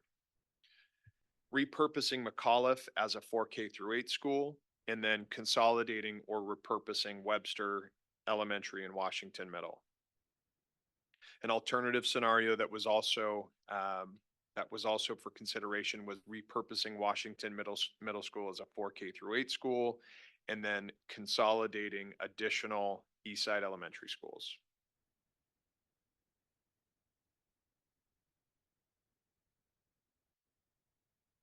So for conceptual scenarios A and B, they looked very similar, and there was just minor changes, and I'll go into that a little bit more. Both conceptual scenarios A and B included MacArthur being consolidated into Kennedy. It included the 4K through 8 conversion of Langlade or Doty, just depending on the availability of the parcel of land at Langlade. And it included Washington Middle School being converted to a 4K through 8 and Howe being consolidated as a result. And then the 4K through 8 conversion of McAuliffe. Also consolidating Webster and Doty Elementary School. And then at the middle and high school levels, for conceptual scenario A, it would involve Franklin being converted to a 4K through 8, and then Chapel and Elm being consolidated into that campus. Beaumont would be left open due to the need for additional capacity down in that southwest portion of the district. The difference was in conceptual scenario B, West would be changed, West High School would be changed to 7-12. The IB program would be extended. But there's also, there would also be effects for the elementary schools that fed into West. They would add 6th grade instead of stopping at 5th grade.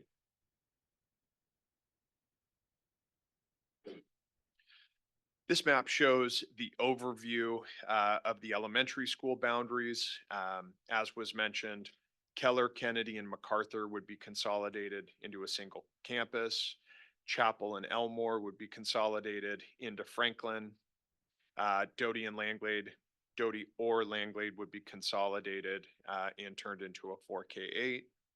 Howe would be consolidated and reassigned to Washington.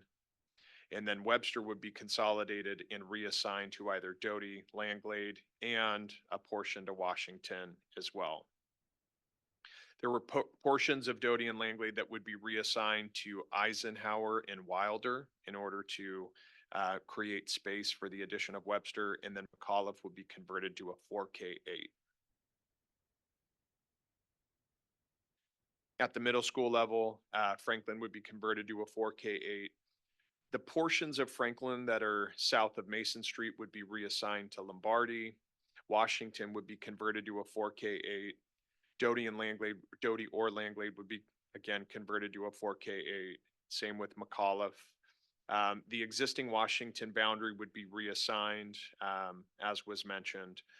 And then again, in scenario B, West would be converted to a 7-12 high school.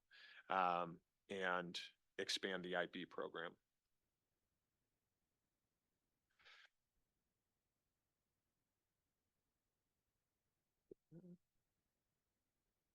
There we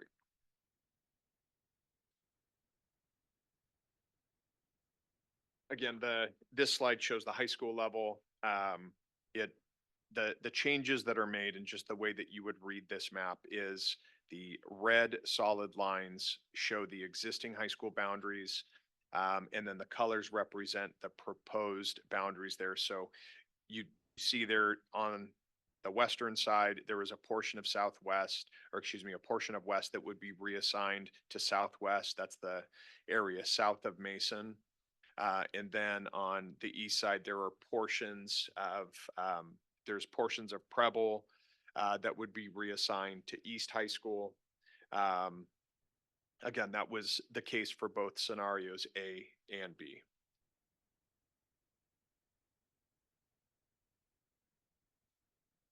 So following the presentation of those options to the community,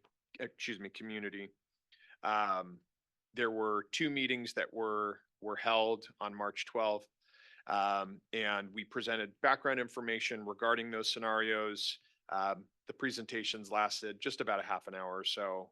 And then we had question and answer sessions afterwards. There were community members that were in attendance. It was at the Neville Public Museum in their auditorium. And we were there just to answer questions generally about those, both of those scenarios. We also deployed a community input survey at that time just to gather feedback. And the results of that survey, we asked respondents to let us know what their level of support was for both scenarios A and B. And the results are shown there. The combined support for scenario A was about 28%, while the combined, those folks that were unsupportive, both very unsupportive and unsupportive, was about 53%. So we got the message. For scenario B, there was even less support for that, with 24%, and then the combined unsupportive increasing to 55%.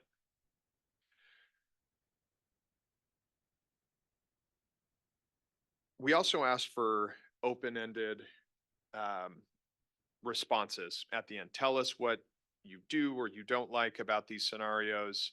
And what we did is we coded those and categorized them by some of the key themes that were coming out.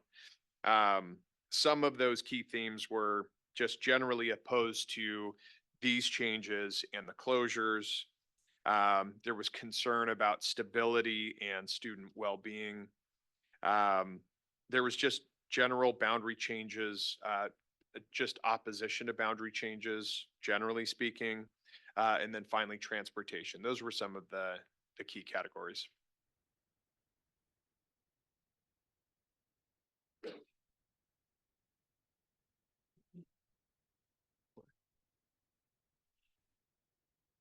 We took those responses and as part of the survey, we asked for address information, and quite a few of those respondents provided us with that.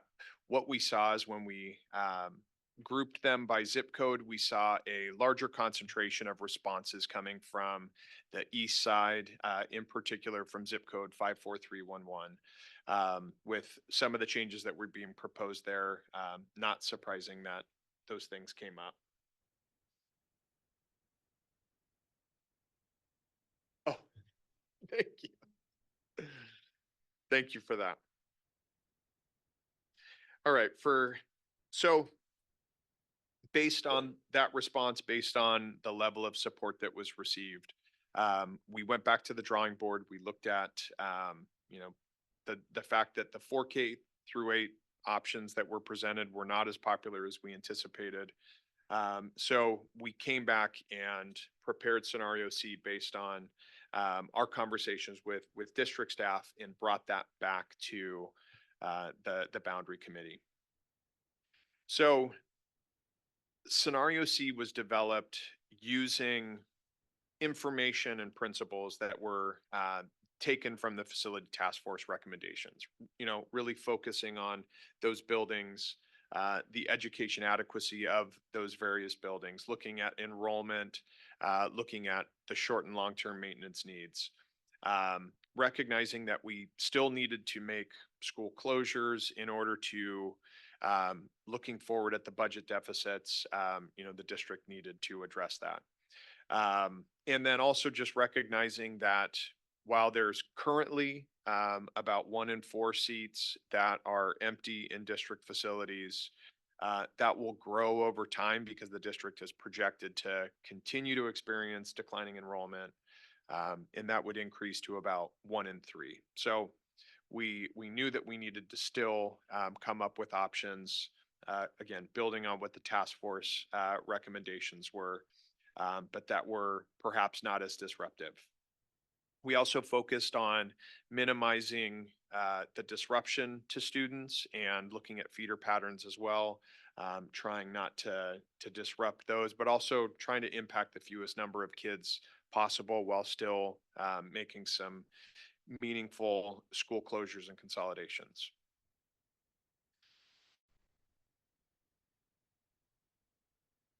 So this is the overview of scenario C, and this is just the elementary boundaries because that's the only school level that is affected in scenario C, unlike what we saw in scenarios A and B. And so what it includes, and I'll just, again, for those folks to orient to the map, the dark blue lines represent the existing boundaries, and the colors show the proposed assignment for scenario C. I'll zoom in on these more closely as we go through so that we can just really drill down on some of the changes that are being proposed. It includes the consolidation of Keller, Kennedy, and a portion of MacArthur. A portion of MacArthur would be reassigned to King, and it would involve the construction of a new Westside Elementary School, like was recommended by the task force, at the site of Kennedy. It includes the consolidation of Elmore. It includes adjustments to Beaumont's boundary. And it includes the consolidation of Langlade and Doty, on the Doty campus, also with a boundary change for Webster. It also has small changes to the boundaries of Sullivan and Nicolay, and also to the boundaries of Martin and Dance. So taking these one by one, looking at the new West Side Elementary School, this would involve constructing, like I said, a new West Side Elementary at the Kennedy site, and it would include consolidating Kennedy, Keller, and a portion of the MacArthur boundaries. Some of the MacArthur students would be reassigned to King. MacArthur is the far, I guess, western portion of that green color, whereas King is shown there in that off-white color. And that is the area that would be reassigned to King as opposed to the new West Side Elementary School.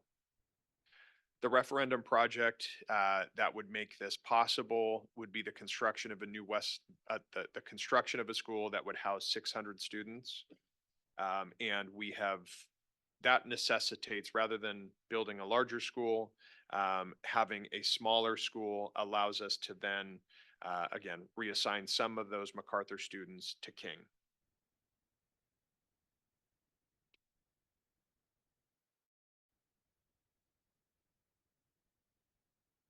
So in the first table here, we have the current enrollment, the proposed enrollment, and we compare that to capacity and calculate the utilization percentage, both current and proposed. Utilization is calculated by taking current enrollment and dividing it by capacity, and that's the math behind that. What it shows is that the proposed utilization for King and the new West Side Elementary would both be above 80%. In the second table, we've included some of the demographic factors here just to quickly define the acronyms that we're using.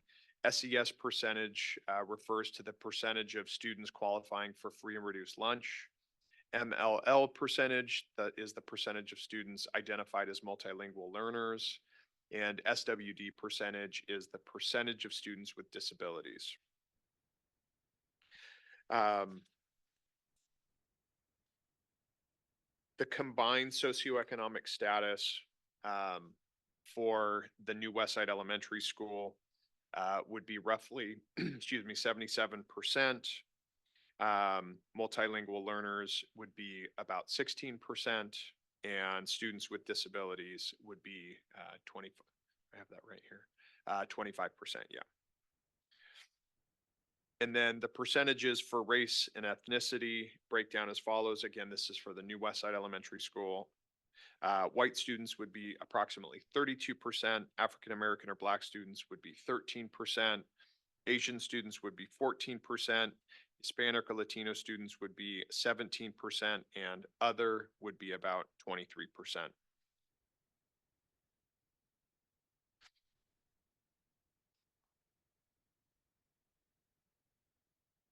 Next, the consolidation of Elmore would be consolidating Elmore into Chapel and Lincoln.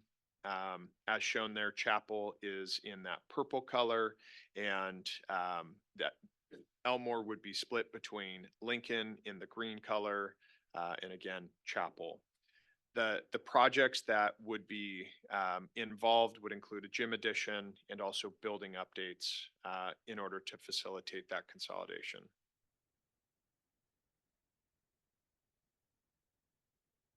Again, we have the tables, and the consolidation would result in both of those schools being nearly full for the near term. We do understand that over time, again, with declining enrollment, those numbers may go down.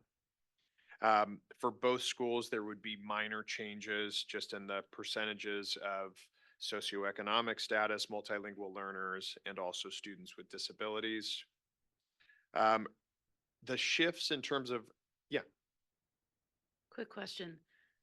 Chapel being at 95% after the consolidation, that's before any additional work would be done on that building. That is correct. That is Okay. just taking the current capacity in using that as a Right, figure. so with a new addition through the referendum, that number could be alleviated. Yeah, that's correct. Thank you. Thanks for clarifying. The shifts in terms of race and ethnicity are generally under 5%. And just one exception is the Hispanic Latino population for Lincoln would change from about 33.8% to 27.3%.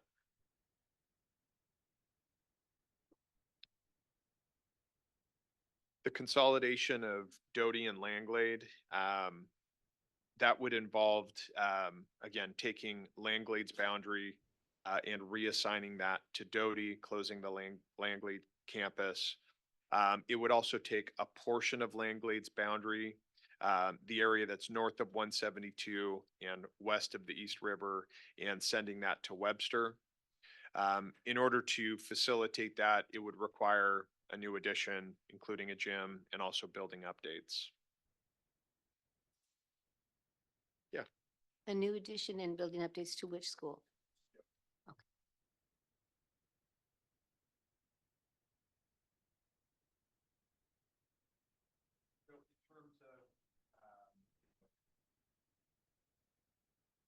Thank you. And in terms of the numbers, the consolidation would result in the utilization increasing to 78% for Webster. The utilization for Doty will be dependent on the size of the addition for that school and would be based on what's necessary in order to accommodate the number of students expected. It's about 116% if there's no addition, but that's not what the district is planning on.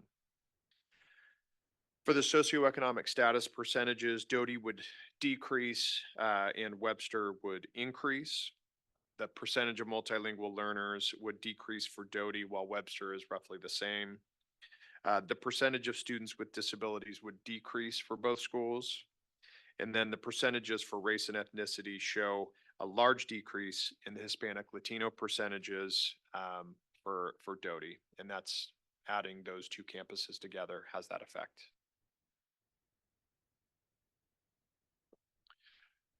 The changes to the Beaumont boundary involve moving the area that's currently assigned to that is currently assigned to Tank, but that would ultimately be reassigned to Lincoln. Taking that portion that's south of Mason and reassigning that to Beaumont helps to fill up Beaumont. It also creates some capacity at Lincoln to be able to absorb students from Elmore and balance out that area. Planned projects for Beaumont include a gym addition and building updates. In terms of the numbers, the utilization for Beaumont would increase to 78% and it would increase to 96% for Lincoln. In terms of socioeconomic status percentages, there would be a decrease for Lincoln. The percentage of multilingual learners would increase slightly for both schools. Students with disabilities would increase slightly for both schools. And then the racial and ethnic percentages are generally changes of 5% or less, except for what was previously mentioned, the percentage of Hispanic Latino students decreasing at Lincoln.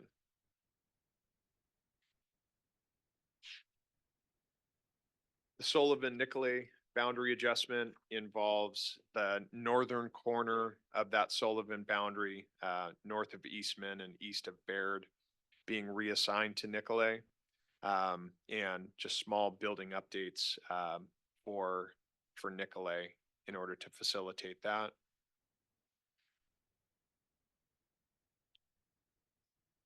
And utilization is more balanced at each site. Nicolay's up to 88% from 74%, while Sullivan drops down to 91% from 97%. Very slight changes for socioeconomic status, multilingual learners, and students with disabilities. And all of the changes to racial and ethnic composition are less than 5%.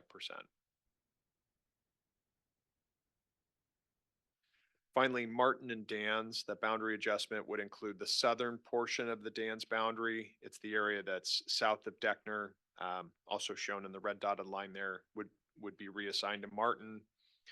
Both of these schools were modernized in the recent past, so there wouldn't be any additional referendum projects associated with these.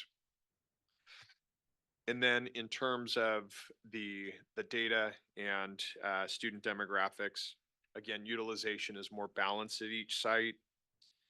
Very slight changes to the socioeconomic status, again, multilingual learners and students with disability, and the changes to racial and ethnic composition are less than 5%. So following meeting with the committee and getting their blessing on scenario C, again, we did our second round of community meetings. Those were held on May 7th, again, at the Neville Public and in their auditorium. Again, we presented information about scenario C. That presentation was about a half an hour again, and we had a question and answer session afterwards. There was a number of community members that were there and wanting to hear from us, ask more targeted questions about the implementation of that if the board was to approve that. And again, at the same time, we launched a survey so that we could gather information from the public and those folks that may not have been able to be there in person. So for scenario C, when we had just that question asking level of support for that scenario, the combined very supportive and supportive category is just about 45%. The combined very unsupportive and unsupportive category is about 34%.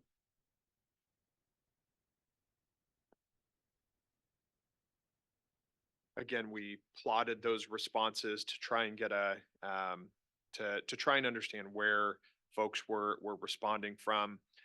Although there was still a concentration on the east side, we did get more participation from the west side. Again, those zip codes of 54311, 54301, in particular, those areas around Langlade and Doty, there were quite a few responses from them. Again, we categorized. It may be a little bit difficult to see those categories there, but there was about just over 400 total in open-ended responses, and so the vast majority had to do with, well, I shouldn't say the vast majority. The largest grouping had to do with Langlade, also folks from Elmore, just concerned about the consolidation, what it would mean for their kids, and expressing satisfaction with their schools, not wanting them to be closed. We also did see some folks that supported this, and that was not something we saw as much in that first round of surveys. About just shy of 15% agreed or supported with scenario C, and we took that as a positive sign. So I'm going to pivot now to the recommendation and the discussion that we have had.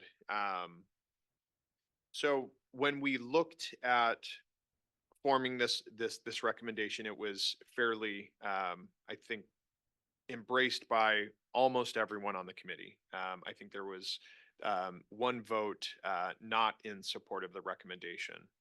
The reasons why include the empty seats that would be eliminated, nearly 700 empty seats.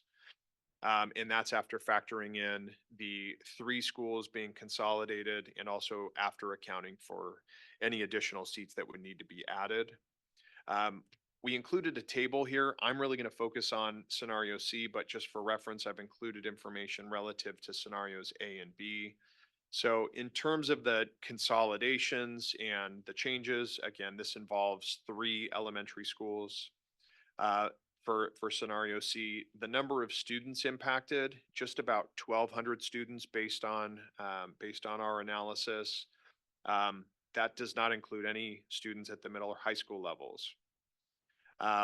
And then looking at the survey results, again, the combined categories of supportive and unsupportive, there was clearly more, based on those folks that filled out surveys were more supportive of scenario C than the others. So we did take a vote during our last committee meeting, and we asked for their support for scenario C as a recommendation. Wasn't quite unanimous, but all but one was in support of scenario C and bringing that to you as a board. That's all I have, but happy to answer specific questions. Anything that may come. So, yeah, we'd like to add more context. So Lori, Josh, if you can join. Board members, this is in reference to the hard copy memo that was given to you at the start of the meeting. And for the community, it's been loaded to board docs for your reference as well.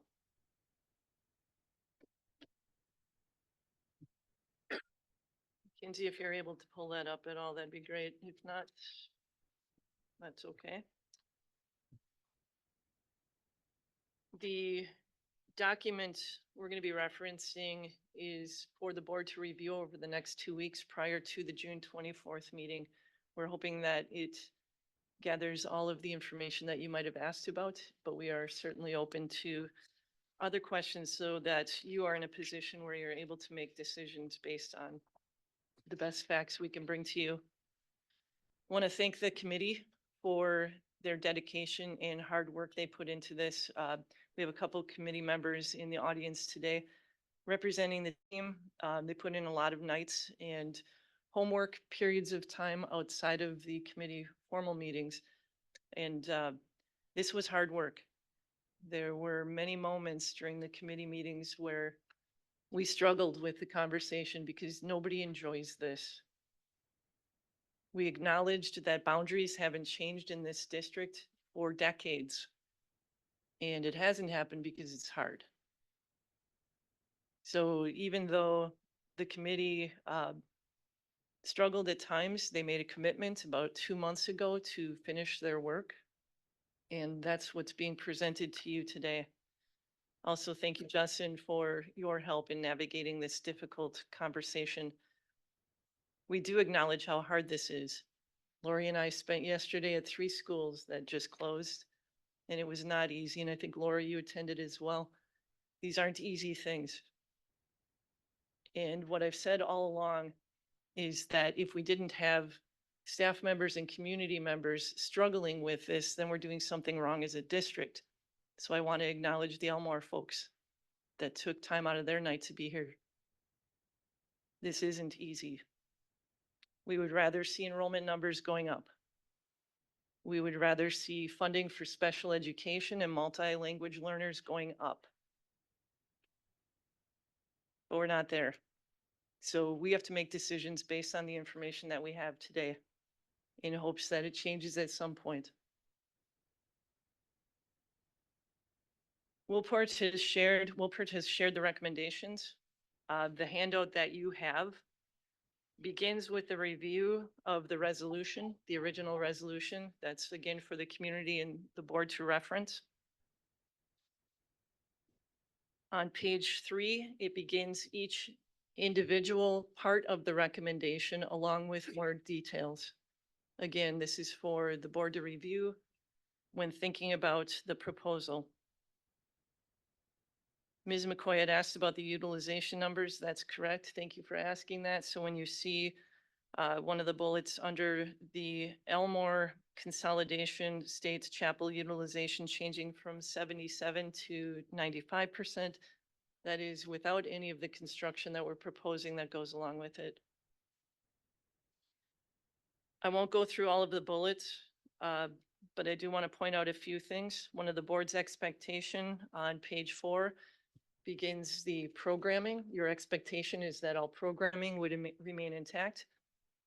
We will do everything in our power to ensure that that happens.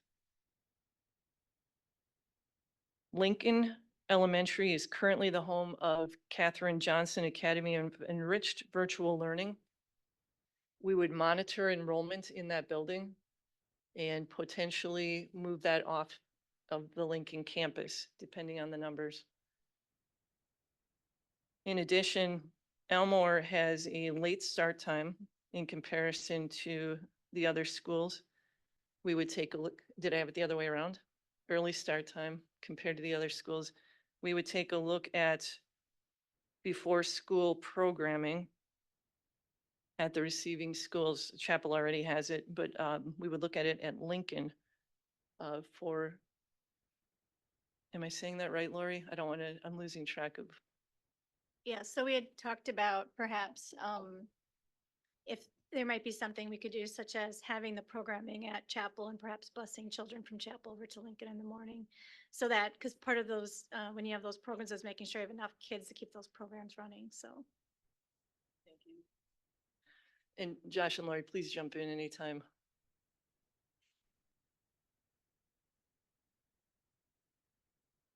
We would, there, you just said that. The total financial impact for this segment of the recommendation would be a savings of just over $1 million per year. The recommendation would be to go to referendum in fall and include updates to Chapel and Beaumont. And a reminder that this is a capital referendum and it would not add to the budget deficit. This district has an opportunity to address facility needs because we have the debt falling off. The district has historically structured debt to minimally impact the mill rate and has made it a goal to keep the mill rate steady to avoid any drastic changes. More to come on that in future meetings. A sample of the referendum project recommendations is also included. So you will see listed items for Chapel and Beaumont, with Chapel recommended referendum projects totaling 15.5 million and Beaumont 12.5 million. For the Langlade Doty recommendation, the savings would be approximately 700,000 a year, with recommended referendum projects costing around 27.5 million, 0.6 million.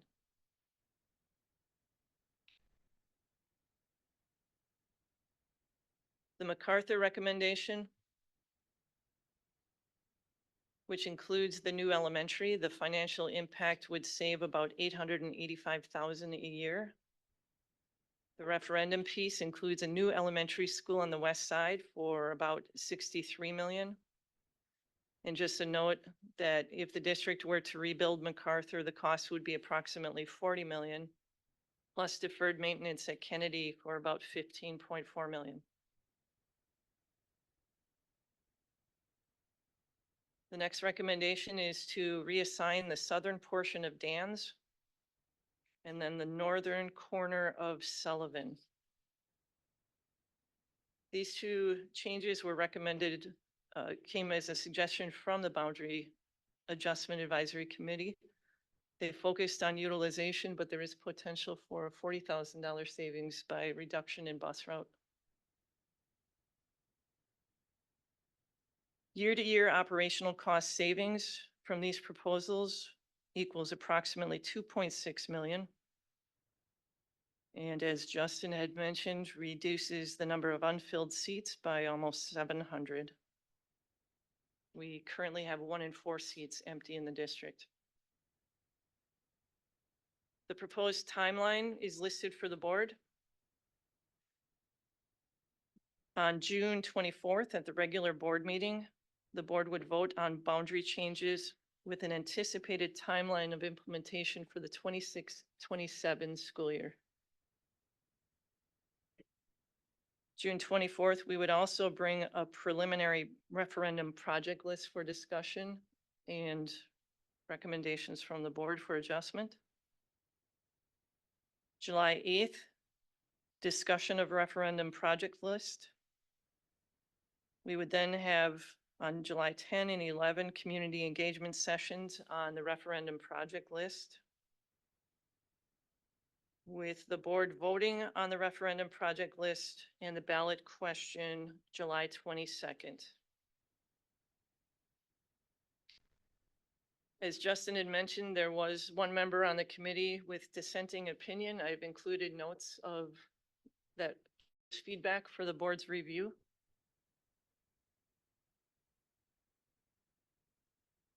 In addition, we're asking if the board approves this proposal that we consider students that might be open enrolled in any of the schools that are marked to consolidate. And we talk about giving them the option of continuing with their peers.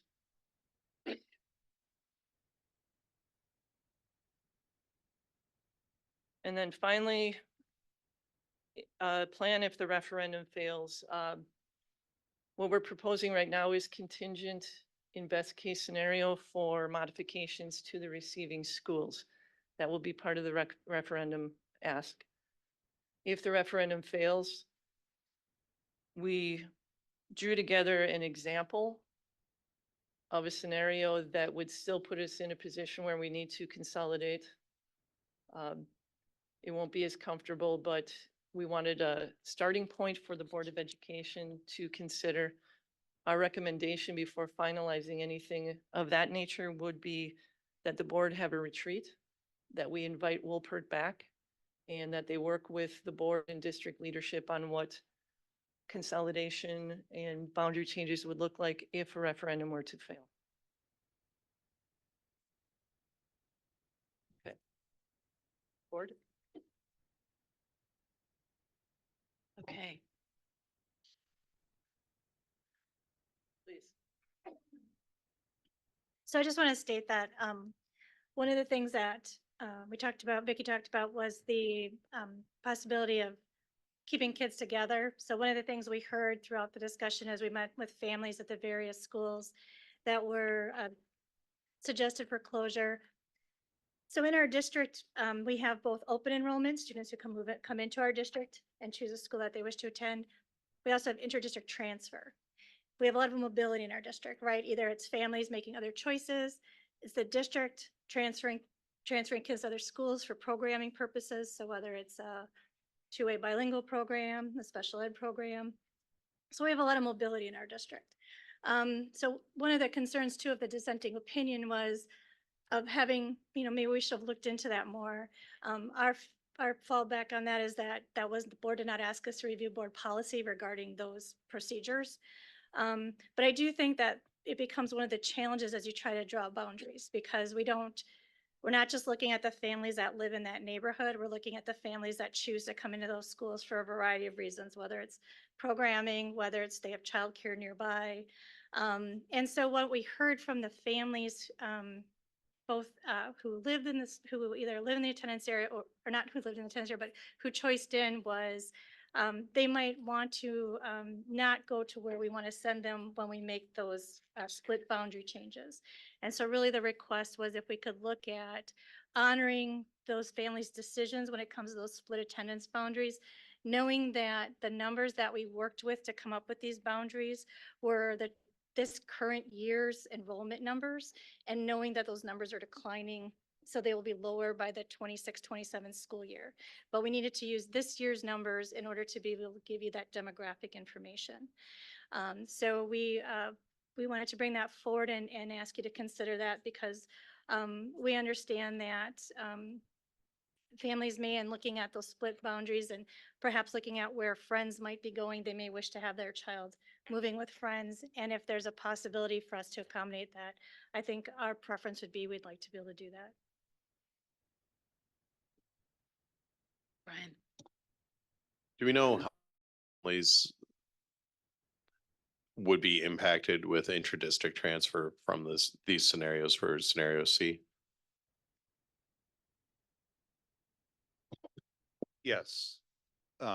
District-wide at the elementary level, only about 65% of students attend their attendance area school. About 35% on average. There is variation from building to building. But I would say it's a significant portion for any of our elementary schools, just given the permissiveness of the inter-district transfer policies, and then also the program placements. Do you have questions about specific schools? No, I've always, as we've discussed this, I've always reminded the public that we have a very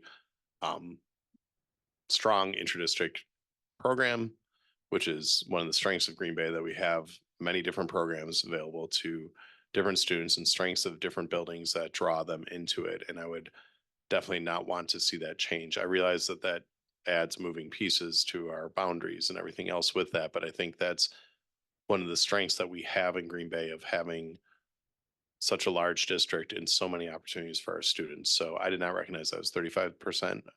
That's a high number for our elementary students, but I think it also shows that we are doing good things in a lot of buildings and have policies that are flexible to make sure students are at those spots. So when people are looking at it, I don't want us to change policies that wouldn't allow that wiggle for any student within the district to be able to meet their best learning environment.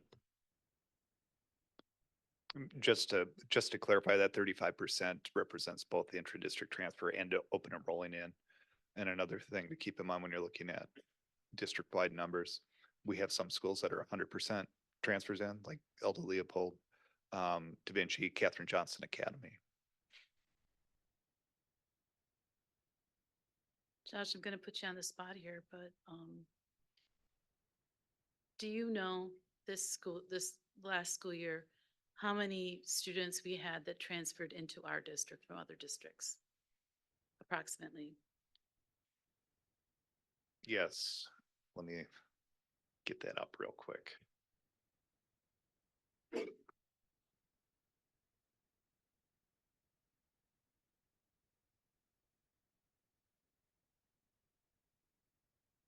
For third Friday, we had 481 students coming in to the district from another public school district. That's always a very interesting number to remind people that the flow doesn't all go one way. It's actually working the other way as well. So. Any other questions? Go ahead, Coop.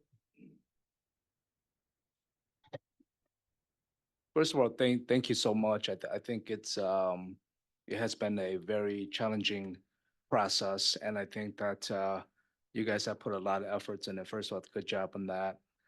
I'm new to the board, so I heard a lot about changes, but what is our strategy involves these older buildings that we're closing down?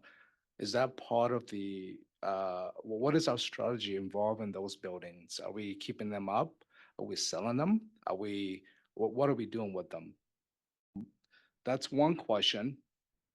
And the second question is involving these new spaces that I saw the speech pathologist mention earlier. I think it's important.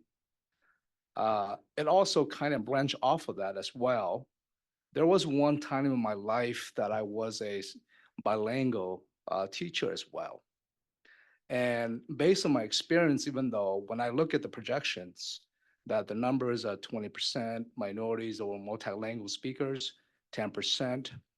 My experience from being a bilingual teacher is that it's a very honoring position, but when you get to a designated school facility, there isn't a space for you to actually take your student to tutor or to coach for the next hour. And sometimes, in my experience, we've been pushed into closets, janitor closets. And I think that is very not equitable. And I think that is something that we should consider as we move in this forward. And I think that, I think Vicky, you could answer to that, I guess. So I think that's important for that small portion of the student population that we have. So.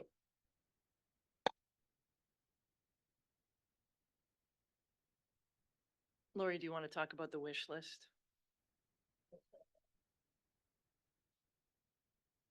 So there was no intention that everybody would not have appropriate workspace, right? So that is, even we currently see that in our consolidation of Keller and Kennedy. I know that Josh has worked very hard with the team over there to make sure that everyone has appropriate workspace as they make that consolidation. I think our hope is that as we look at creating these designs, you know, well, one of the things that we struggle with as a district is we have our sites are small, right, and don't often leave a lot of room for expansion. And so it creates some need for creativity.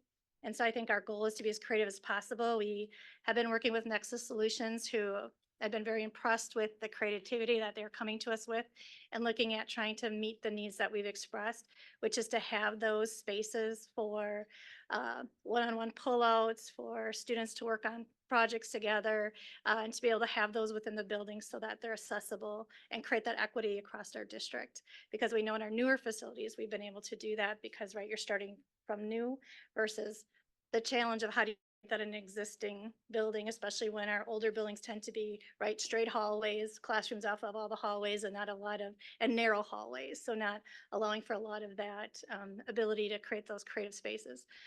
So again, we're able to have a meeting with Nexus this morning. They're looking at all of our buildings. They know that those are the things that are on our ask, is to find, you know, those, looking at our buildings regarding having a commons and a gym in each of our buildings, looking at having those pullout spaces so that our staff have the same equitable access to that within our, and you know, resource areas within our schools. But I did want to make sure that everybody understood that everybody who has current workspace, as they consolidate, they continue to have workspace. We're not looking to eliminate anybody's workspaces. And I'll answer the first part of that question too. By statute, the Board of Education is the only one that can dispose or acquire property. So we'd likely be talking about those strategies in closed session, right? Because we're looking at possible real estate transactions. It does need, those conversations need to happen over the next year, for sure. Just because of what's going to be happening with their property insurance premiums on these vacant properties. The rates go through the roof and the coverage gets really bad. So, I would say it's probably a combination of things. There may be an opportunity to sell to get a one-time infusion of revenue. You could have an opportunity to lease properties. You may have an opportunity to work with our municipalities on maybe even swapping some properties, right? They may be interested in a particular piece of property that, say, is adjacent to parkland, so they can expand their park, but they may have something that they could get the district in return. Josh, would it be accurate to say that there's been some pretty, there's been interest shown already by entities regarding these potential closures? Yes. Go ahead, James. Josh, thanks. Thank you very much for your presentation as well. I just want to, for the new board members, also kind of revisit some of the prior work, and the ATS&R survey of all of our buildings recommended changes in educational adequacy. So I think some of your concerns, Koo, are built into the original study and making sure that spaces were appropriate for instruction. And it translates into what you're seeing here, because most of the costs that you're looking at is actually executing against that plan. There were recommendations for gym facilities and commons facilities and additional educational adequacy improvements. So not all of this cost that you see are directly related to onboarding and taking in new students, but also executing the strategy to improve those schools so that they meet the future needs. Go ahead. Yeah, my concern is the idea that that we have. I'm glad to hear that we have plan in play, and also that's coming up because we talk about deficits, we talk about money. And I think our district, I understand the parents, the concern that almost, because they don't see what we see and they only see what's projected on the TV, sometimes that number is skewed, that message is skewed. So I'm glad that we had this kind of conversation, because at the end of the day, I'm very proud, because no matter which position you stand on, it's to fight for our students. And I'm very proud of that. So I'm very pleased to hear that we do have plans in play, that we are anticipating to do certain things with these buildings so that it's just not for, there or for the fall. So thank you so much. Andrew. Thank you. So I do want to say I appreciate a smaller option C here, and I think there's no surprise if you look at the number of thousands of students affected in options A and B having an overwhelmingly negative survey response rate, and this one having a net positive, but still not majority support. It certainly is a step in the right direction. I still believe that the board needs to have a real conversation, like I've been saying all along, about what is the value of a neighborhood school. I'd like to actually have the conversation, because that's not, as I've said before, it's obviously not a infinite value, in which case we would just keep schools running no matter how small they got, because neighborhood schools are that important, but we can't do that. They're also not unimportant, otherwise we would just make condense into huge schools, but the board historically has not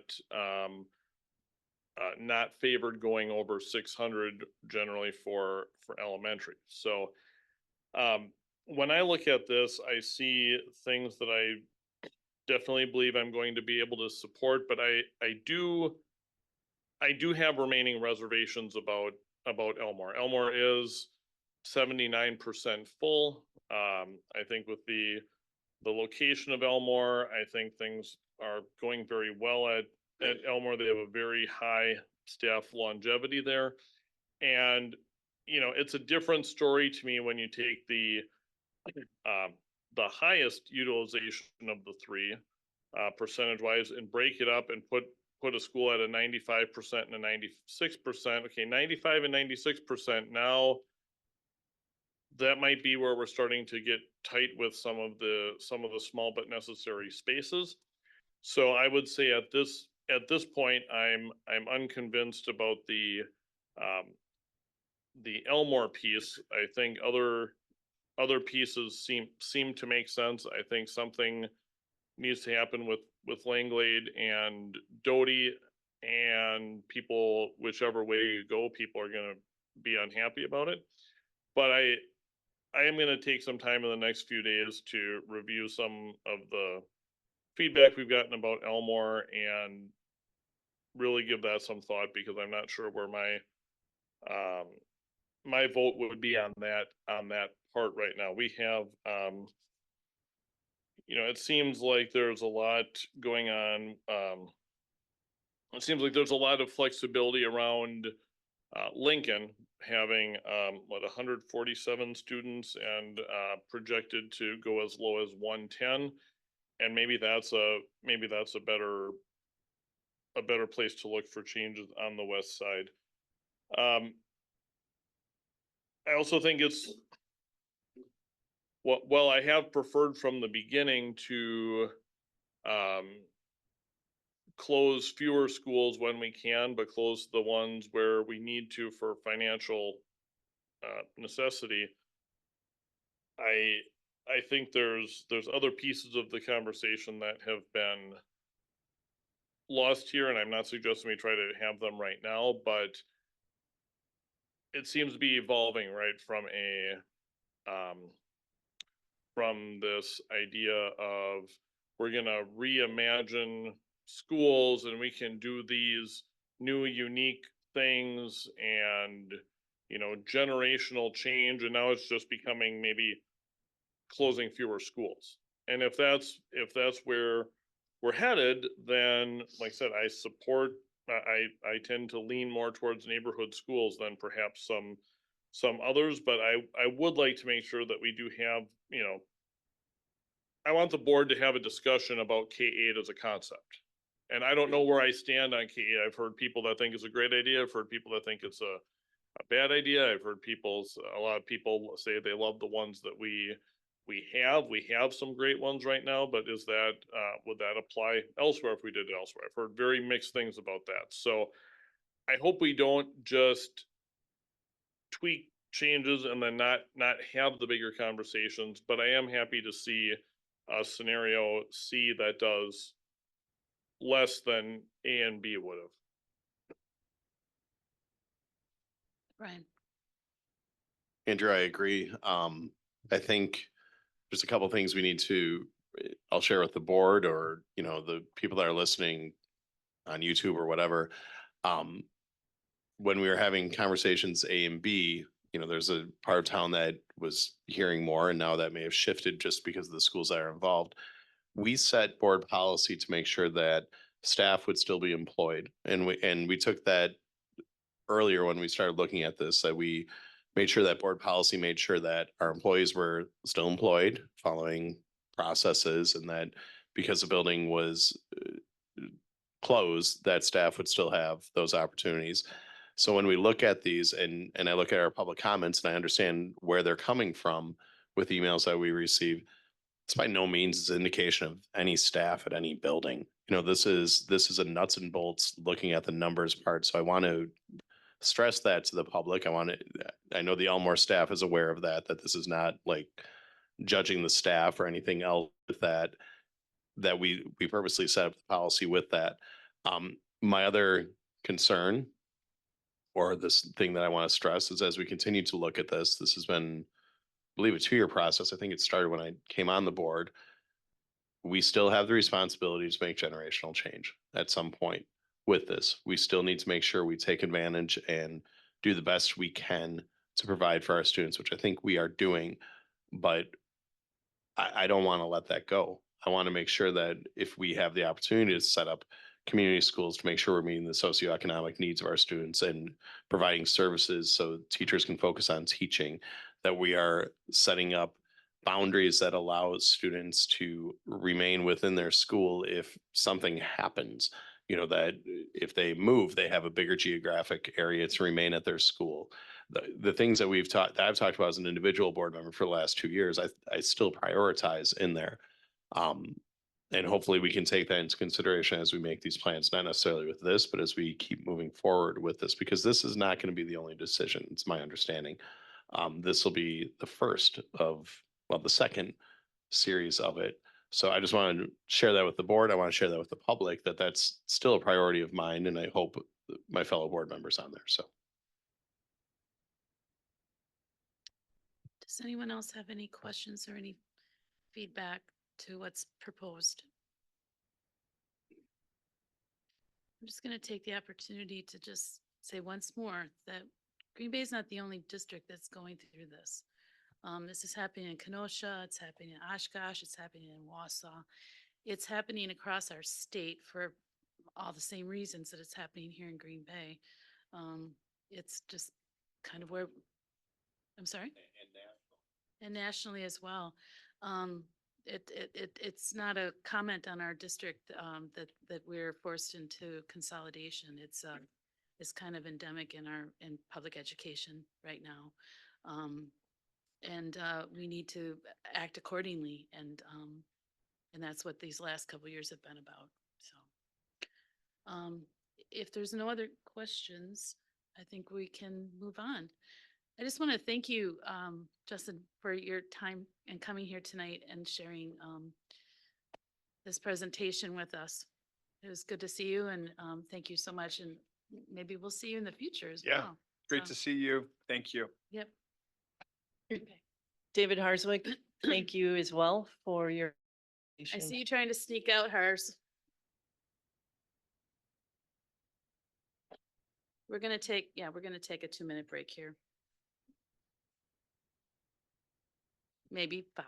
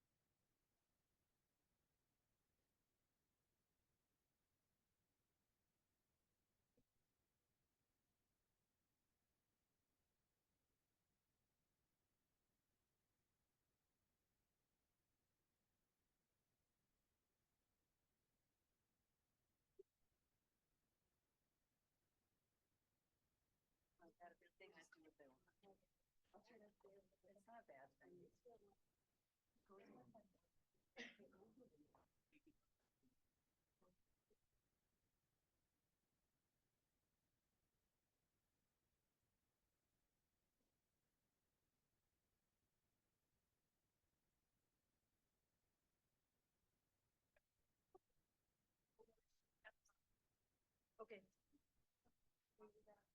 Oh. Oh.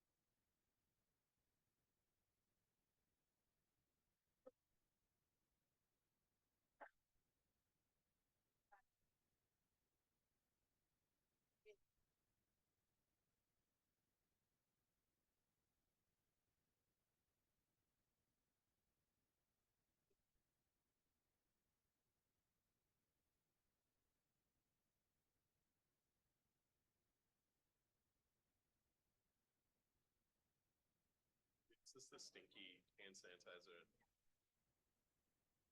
No, I'm asking. There's that, during COVID, there was some that smelled like cat. stuff.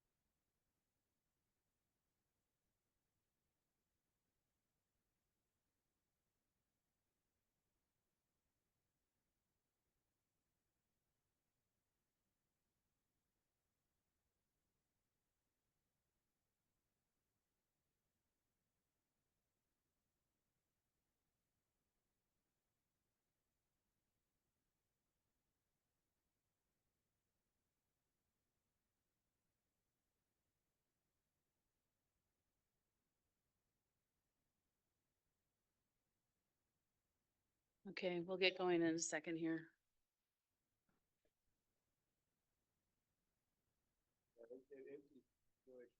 Take care, Denise. You know what they're interested in? Who are they talking to? They're talking to Justin.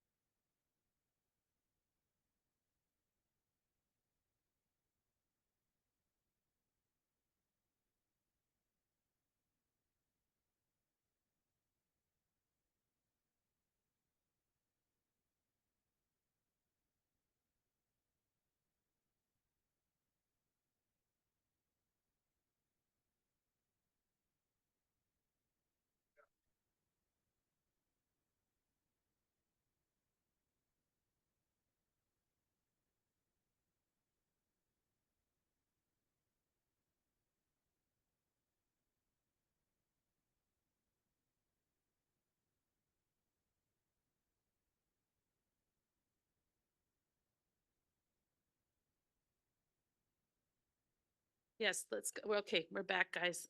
Go ahead. Thank you. This is the yearly proposal that we bring forward to the board in June in preparation for the next school year, specific to our selection of providers for after-school programming.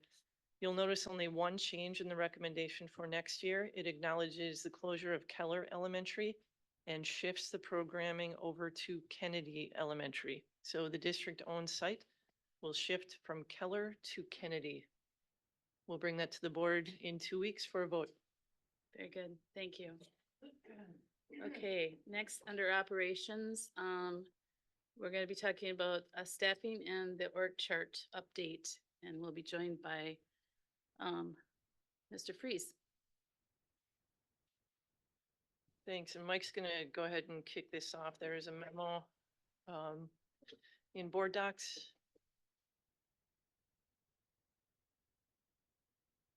Just this. Thank you.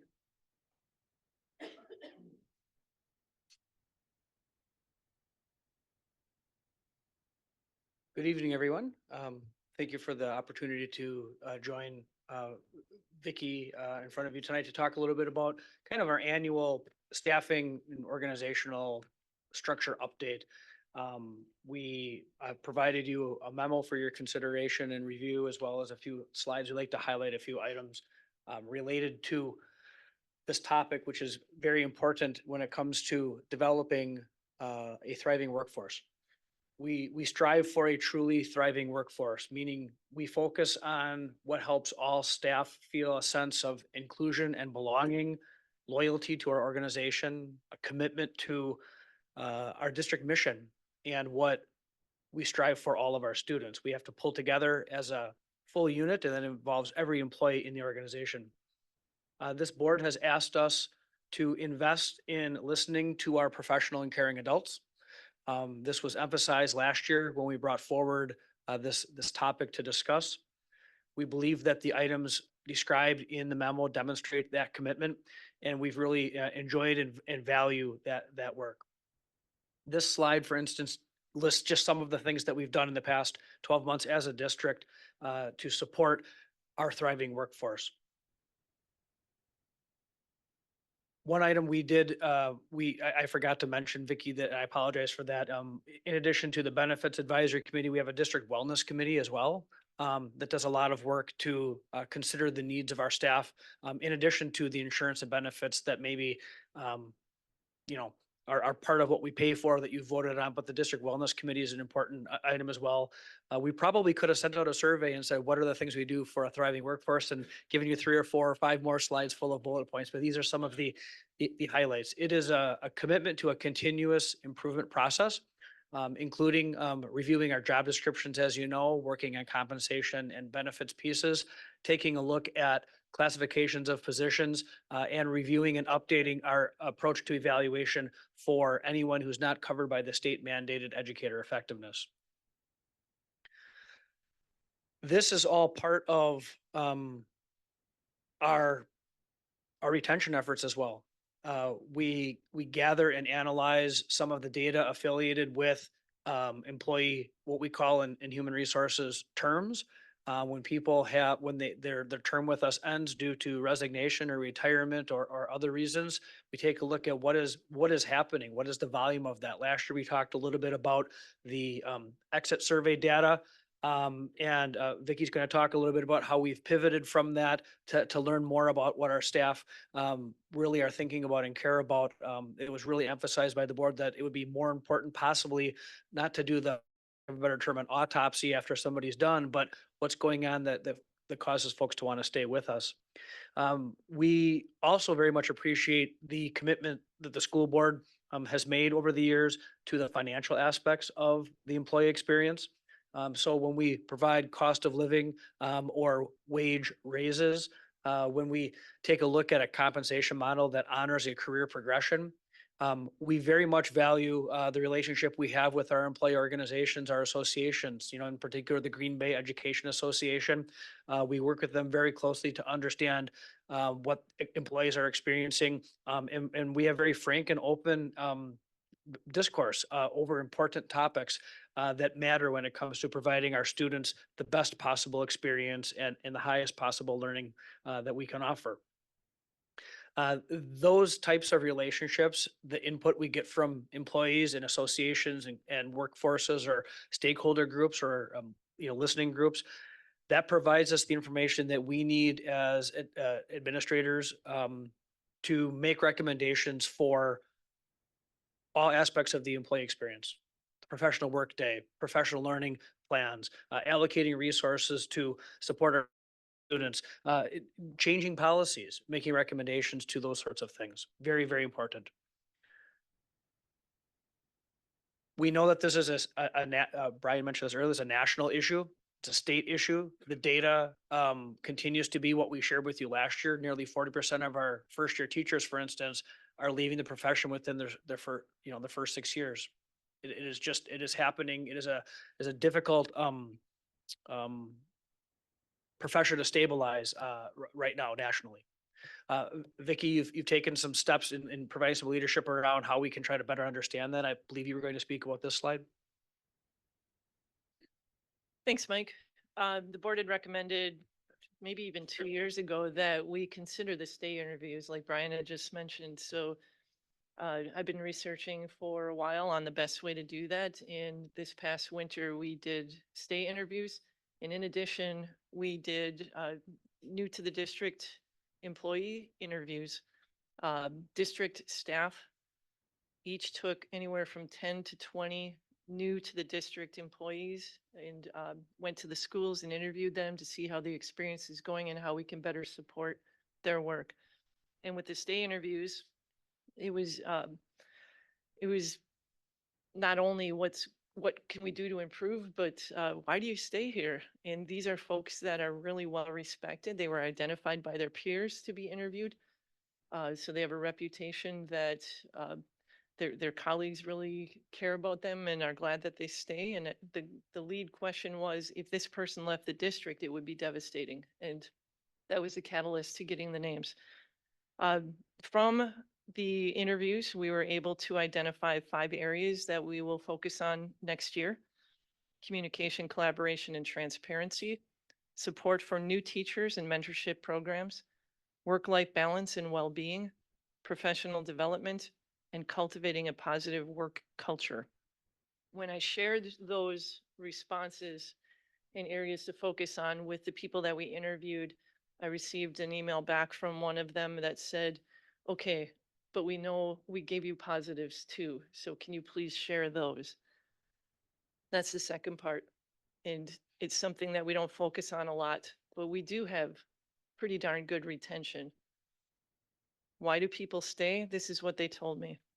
Deep commitment to the mission and purpose of our work. Belief in the potential of the district to positively impact students and community. Supportive leadership. Collaborative work environment. Strong relationships with colleagues and administrators, and sense of pride. So although we've clearly identified some areas we need to work on, we need to be reminded once in a while that we are doing some things okay. Please. Looking over that part, having seen our graduations this week and the connection that our staff makes with the students, and especially at some of our high schools that aren't our traditional high schools, and the connections that the staff make with that, and then how the district, the buildings, the district staff, but also more importantly, our classroom teachers and the building level staff responded at Aldo when they had the fire, and how this community came together from leadership at the building level, the teaching level, support staff, and then also at the district level came together, I think is clearly collaborative work environment, supportive leadership, and strong relationships with colleagues and administrators, and the sense of pride. And I guarantee we would see that in all of our buildings, and just in whatever unique way their building has when responding to one of these crises or one of these obstacles that comes up. And I think that is a prime example, and that connection within the community. So that ties in really, really well.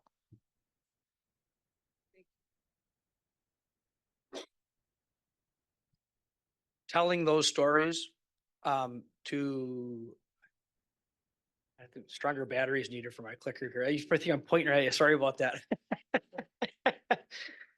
Telling those stories and ensuring that those are a significant part of the narrative about us as an employer. I'm sorry, did you have more comments on that previous slide? I'm sorry. No, I think James. Oh, I apologize.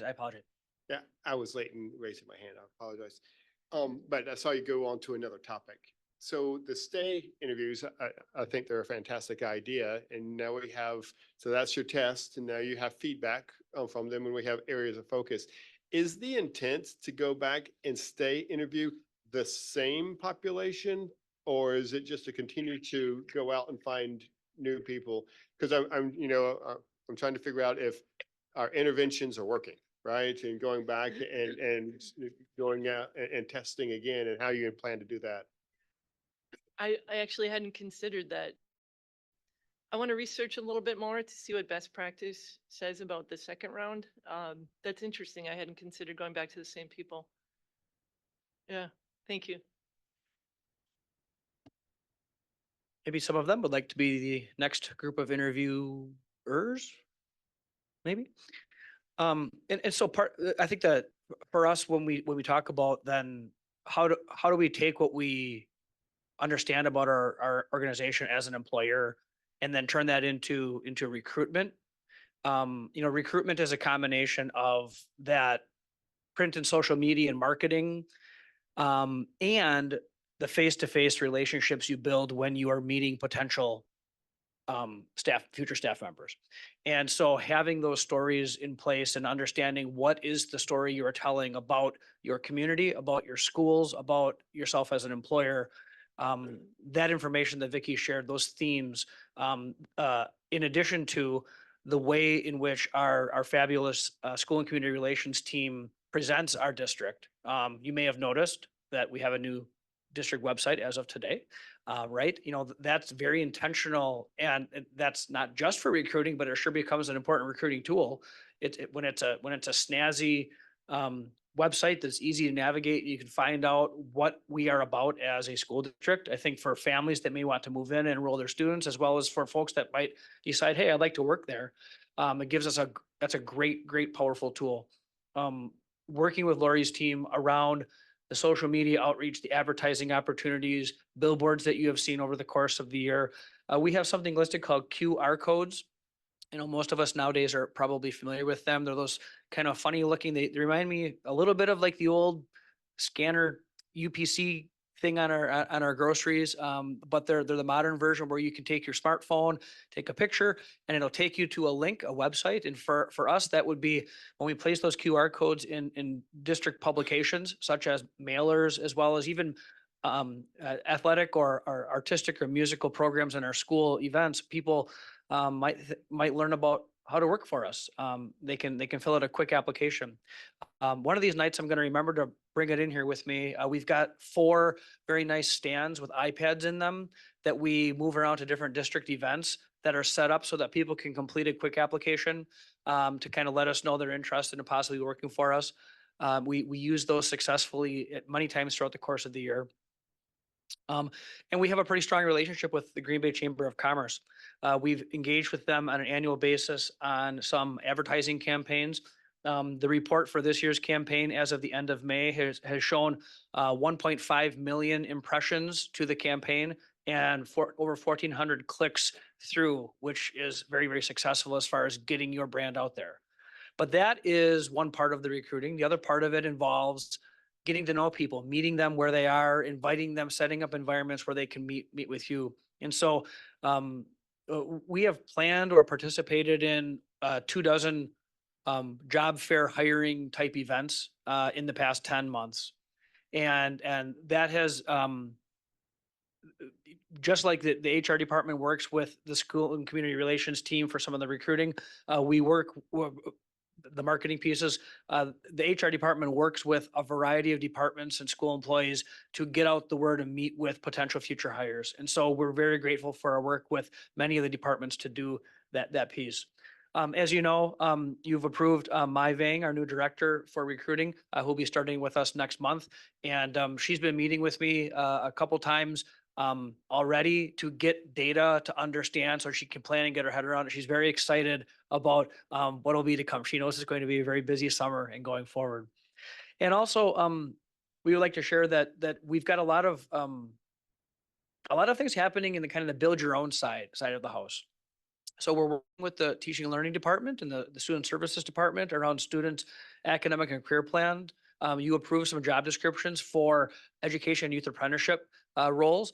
And so for Gina Cornu and Ms. Ingrid back there are working on hiring some students for the summer in our schools. Our Head Start early learning facilities are hiring some students for youth apprenticeship, which is very exciting. And we're working with Katie Cahoon-Suko and Dr. Eric Kahn to, again, find out which of our students are interested in becoming teachers someday. Earlier this evening, Brian was directing the students who were here for the Seal of Biliteracy to stop by my table, right? And I should have brought some handouts or something. So yes. So we've got a lot of things on the recruitment side. It's very, very exciting. And we know that it's not a one and done type of a situation. So we're going to continue with that work as well.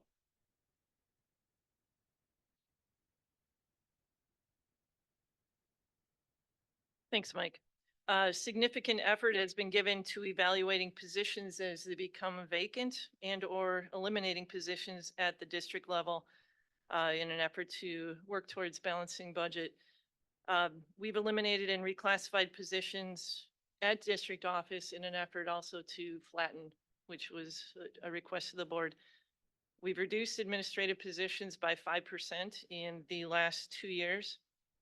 We've also reduced overall staffing by 153 FTE. That's actually a snapshot from April 12th of this year. We, as I mentioned, continue to evaluate positions as they become vacant and changing and adjusting our structure based on the needs of our students in the district. Mike, you want to go ahead one more? So the proposed recommendation for the organizational chart for the 24-25 school year represents flattening of central office and adds responsibilities onto the positions that remain. I'm going to walk through the different positions on here. Note we will not be backfilling the deputy superintendent position for the 24-25 school year. I will continue to absorb those responsibilities. And 7 employees will be adjusted on the salary scale to reflect responsibilities and expectations. With a reduction in central office administration FTE and restructuring, we will be garnering a total savings that will exceed $300,000. The Board of Education is at the top of the organizational chart. Interim superintendent follows. The executive cabinet is made up of the deputy superintendent. Again, that will not be backfilled. District legal counsel, director of communications, chief financial officer, chief operations officer, and associate superintendent of continuous school improvement. That is the executive cabinet team, along with Mike Fries, the executive director of human resources. The rest on the chart represent the cabinet. Under the deputy superintendent, the director of engagement and inclusion, and Mr. Fries, executive director of human resources. Reporting to Mr. Fries are the Director of Talent and Recruitment, Ms. Vang, which he already spoke about, and the Director of Human Resources. Under the Chief Financial Officer, Ms. Robley, we are moving Director of Procurement and Director of Federal Programs. In addition, she currently and will continue to have the Executive Director of Finance. Under the Chief Operations Officer, we have the Executive Director of Technology and Information, Director of Facilities and Related Services, Director of Food Services, and Director of Transportation. And then under Associate Superintendent of Continuous School Improvement, we have the Directors of Elementary Schools Education, the Directors of Secondary Education, Director of Multilingual Learner Programs, Director of Pupil Services and Equity, Director of Special Education, Director of Curriculum, Director of Literacy, and Director of Curricular Pathways and Post-Secondary Partnerships. This reorganization means that it is only 2 steps to the superintendent office. The directors work with the schools to resolve issues there. If it doesn't get resolved, it moves right to David and I. Mike, if you could. The next steps would include updating the organizational chart, which we will bring to the board on June 24th. And begin the process for strategic planning. David was unable to be here tonight for a family emergency, but he is working closely with Rick, drafting a timeline By October 1st, we will have held public events and outreach and hopefully a board retreat. By November 1st, board and staff will draft updated mission and vision statements. Feedback will be gathered and analyzed. Updated mission and vision statements will be published. And then by December 9th, staff will establish strategic priorities based on the mission and vision for the next 3 years. Rick, did you want to add anything to that? Did I miss anything? Okay. Parallel actions are going on right now to set us up for this work. The organizational chart and corresponding job descriptions and placement on the organizational chart are subcomponents of this strategic planning that's ahead of us. And we'll go into job descriptions after, but questions now? The organizational chart, I think you guys done a wonderful job cleaning the chart and simplify it to I guess to achieve more efficiency through the district. But as an elected official, I'm sitting here and I felt like should not be at the top of the chart. I felt that the parents, students, and the community should be on top of the boards. Or at least we add another space up there for them, because I'm serving the residents here in Green Bay. I'm not here to be their boss. So I think if the boards agree with that, I think that would be a good implementation. And I've seen that happen in other elected bodies before, that the community is placed above the elected board, which is then above the departments. So I'd like to see it.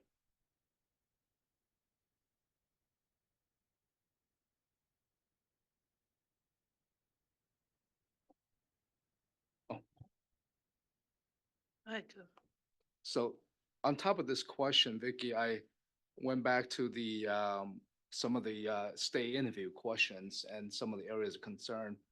I know that this is the infancy state, or at least the starting point. For professional development, I'm curious, you probably have some ideas, and the district probably has some ideas what includes in that particular program. I just want to speak on behalf of reflective of the 60% of the student population here in Green Bay.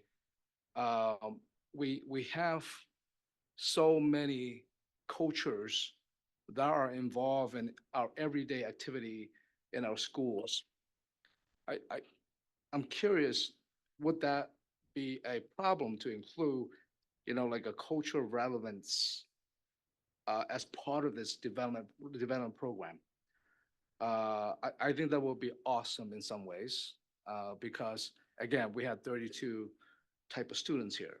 And if our teachers were to be versed enough in those things, I think that will overall impact our district positively. Yeah, thank you for saying that. We do require culturally and linguistically responsive teaching practices as part of our development. So thank you for bringing that up. Ingrid, would you add anything to that? What'd she say? It's just something that we work on every day. We also have specific action steps that are being finalized, focused on the 3 core commitments that the school board approved, that will, I think, further explain what's happening or will be happening. I think, and that will probably also clarify some of those different departments and what teachers will learn and what all adults will learn. So. Right. Through the chair, to Ku, I appreciate what he's saying with the phrasing, with the community on there. And obviously we are held responsible to the community, especially every 3 years if we run for reelection and things like that. But on the district or office organizational chart, I completely agree with the intent of it. But ultimately, we're the ones held responsible. As the board members, we're the ones held responsible. We have one employee that we are directly supervising and it going from there. So I agree with the intent of it. I don't think necessarily adding it to the formal district office organizational chart would be necessary, but I think we do a good job of acknowledging how we serve our community and the voters and the students of this district on a regular basis. I don't know if necessarily the organizational chart is where we need it. James? I have a question for Vicky, and it relates to the savings that we would realize through this org chart. Are those savings contingent on the interim superintendent of schools acting as the superintendent of schools for the duration of the year? That is included.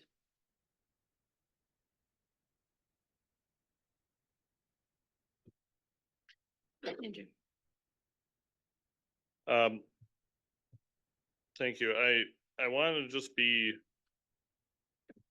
really clear here as to a couple things that I think are going on, but it's very important, and this addresses some long lingering questions in the community.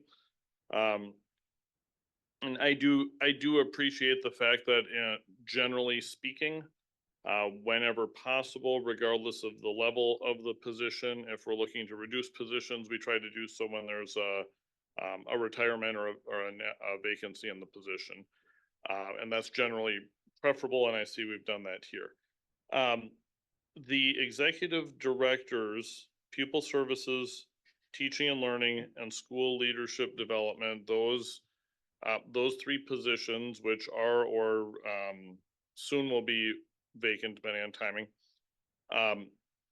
those are gone from this chart. They're not gone from this chart and popping back up as a director. I mean, duties, of course, will be redistributed, but there isn't,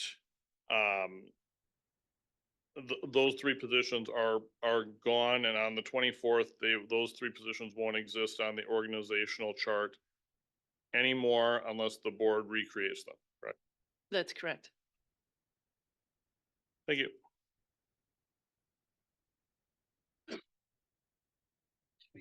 Anybody else at this point?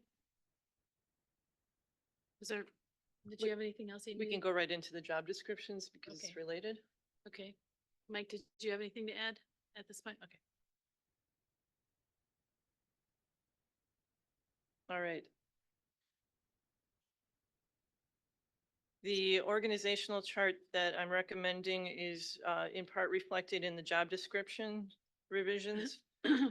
The first 6 positions listed on the memorandum reflect adjustments to reflect the scope and responsibilities and restructure of the organization. Those positions are the Director of Transportation, Director of Food Service, Director of Procurement, Distribution and Print Operations, Director of Facilities and Related Services, Director of Communications and Public Relations, and Executive Director of Human Resources.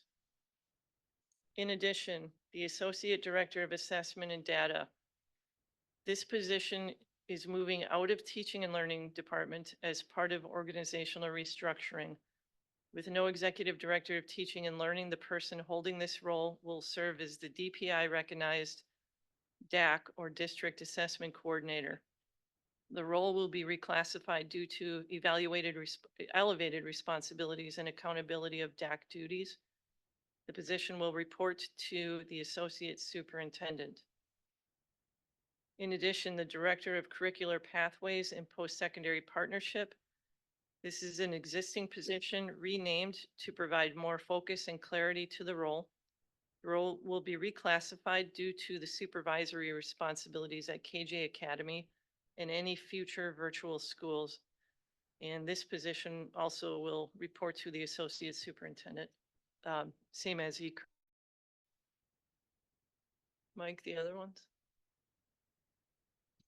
The remaining ones generally reflect the updated proposed titles and job descriptions and are not budgetarily connected in any way based off of the compensation study that was done and that you've approved related to the hourly positions previously classified as clerical. So you've got job descriptions that are updated for human resources with staffing as well as benefits and leaves.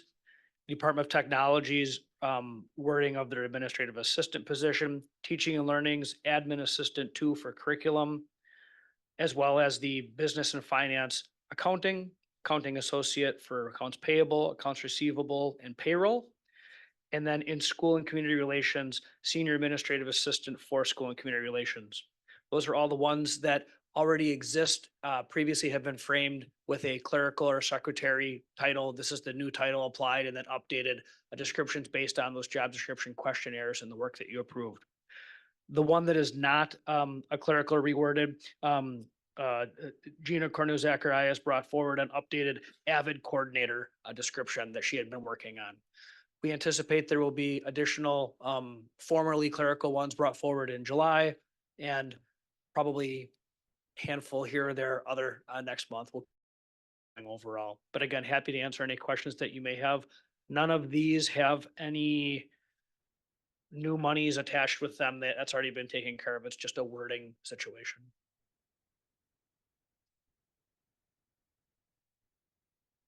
Any questions?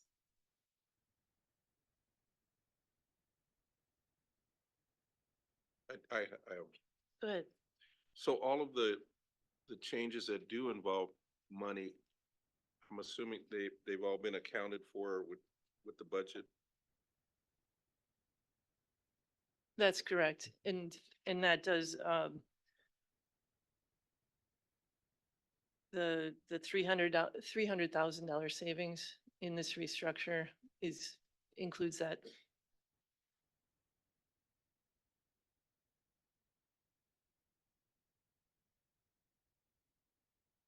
Anybody else?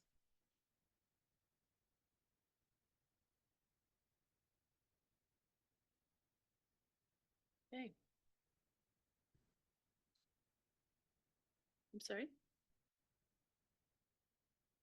Okay. Yeah. Yeah. I guess we can go ahead and move on. Thanks. Yeah, thanks, Mike. All right, we're going to move on to all of our favorite thing, policy.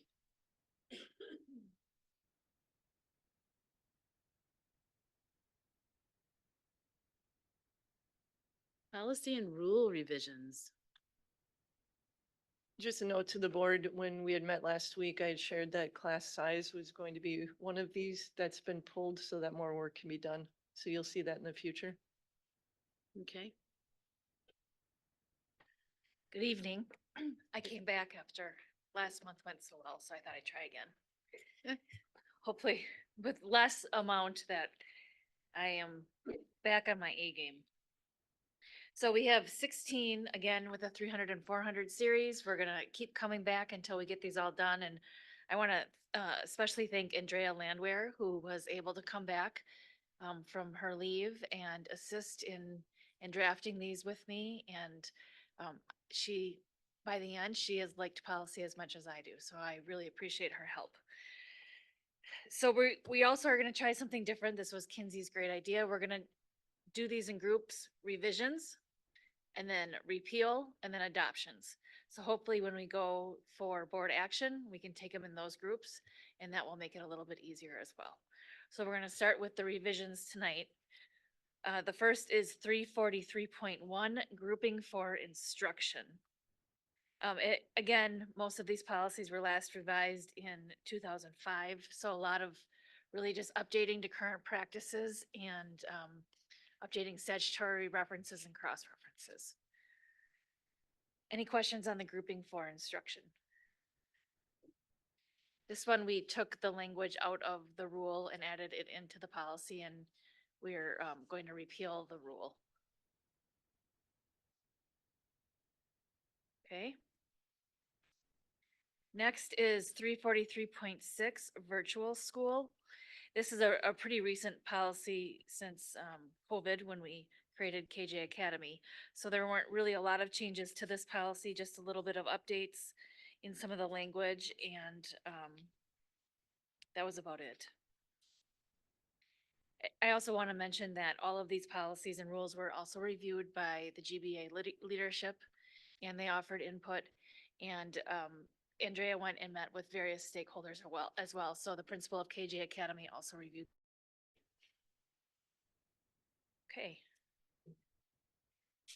And then 343.6, the rule on procedures for enrollment in virtual school. Again, just some minor updates on that as well.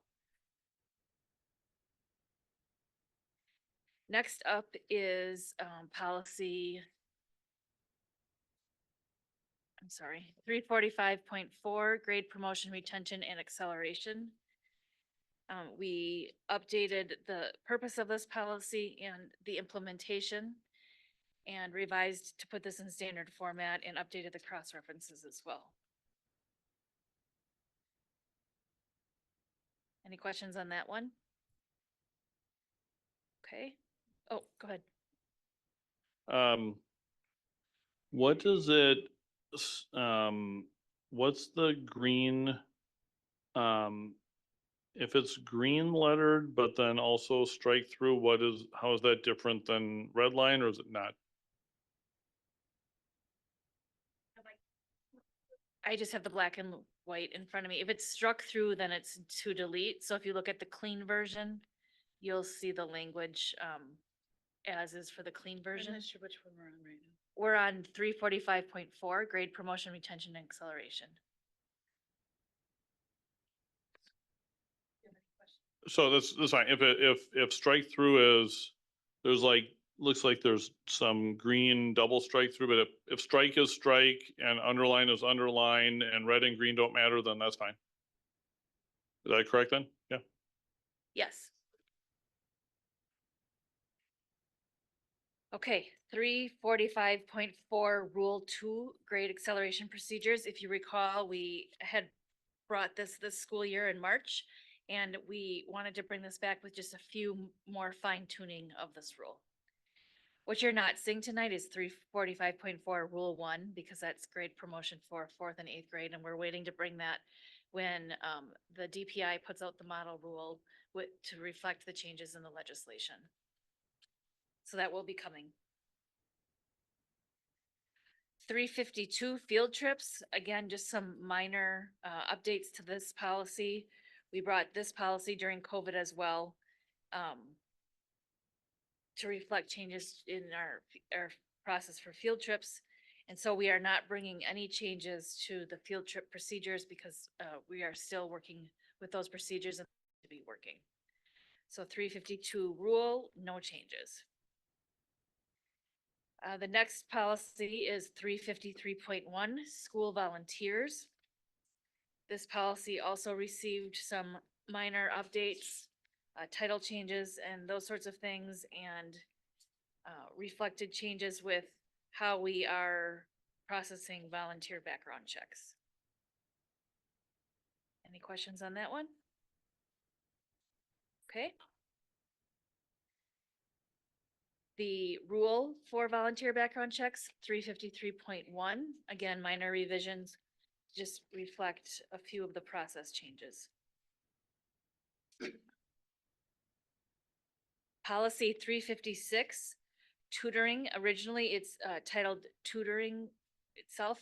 We revised this to tutoring during the school day or the instructional day. We are very fortunate to have a number of volunteers come into our buildings who offer tutoring as coordinated by our teachers and our school principals for our students, for that extra intervention for our students. So we just reflected that in the name of the policy and then also updated the procedures for providing that tutoring services.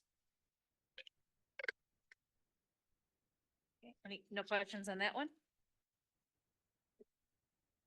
Okay, next is policy 361, selection and reconsideration of textbooks and other classroom materials and resources. And I'm going to talk about the rule at the same time. This policy and rule is largely updated to reflect teachers' use of artificial intelligence. We worked with a pretty big task force regarding artificial intelligence and spearheaded mostly by David and Amy Jakes in technology, who put together some guidelines that they wanted to see for teacher use of artificial intelligence as well as student use. There's two different approaches you can take. using it or not using it. And Green Bay has chosen to embrace artificial intelligence. It's not going away. And so how are we going to use it as a tool and still be able to make sure that we are providing academic integrity? So the changes in 361 policy and rule reflect staff use of artificial intelligence, and we have a new policy coming forward in a few policies, academic integrity, which is addressing academic integrity overall, as well as the use of artificial intelligence. Any question on that policy or rule?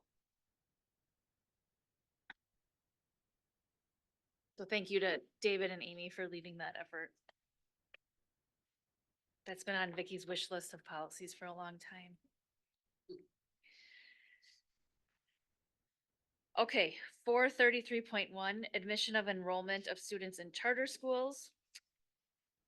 Andrea worked with Jason Johnson and Jen Agamite to review these policies, and we just have some minor revisions with respect to this policy. Okay, and then policy 440, this was the one that you asked me to bring back after the wrong one was attached last month. Again, I apologize for that. So I have attached the correct one with the track changes. I incorporated the language that we had discussed that night. If you can see in purpose, the word citizens is struck out.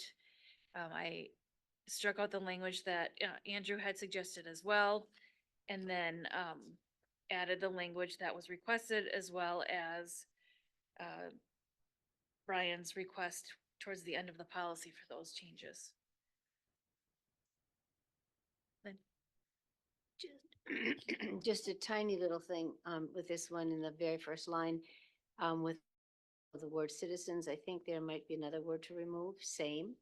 Shouldn't it say students are entitled to this, to basic civil rights guaranteed by law, right? Okay.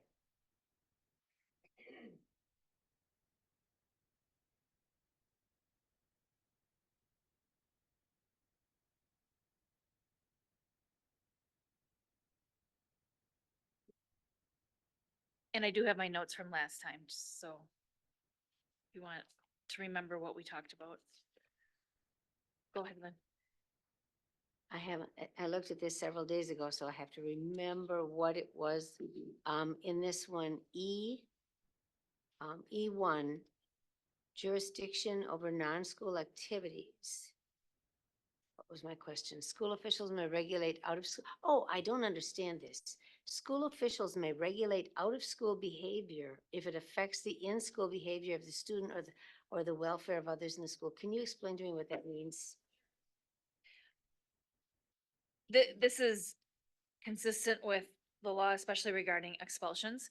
So if something happens out of school that affects the safety and welfare of those students who are being supervised under the authority of a district employee or on school grounds, the district has jurisdiction over that behavior. So if you think about cyberbullying, an incident in the community that results in the lockdown of our schools, those sorts of things.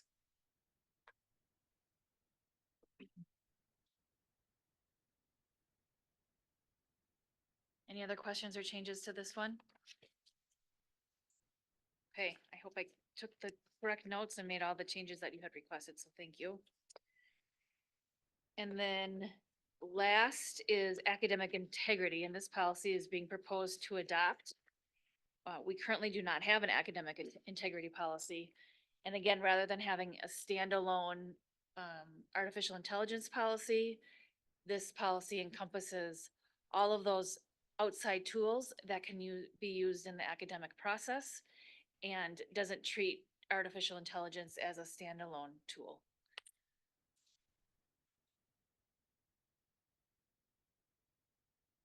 Any questions on this one?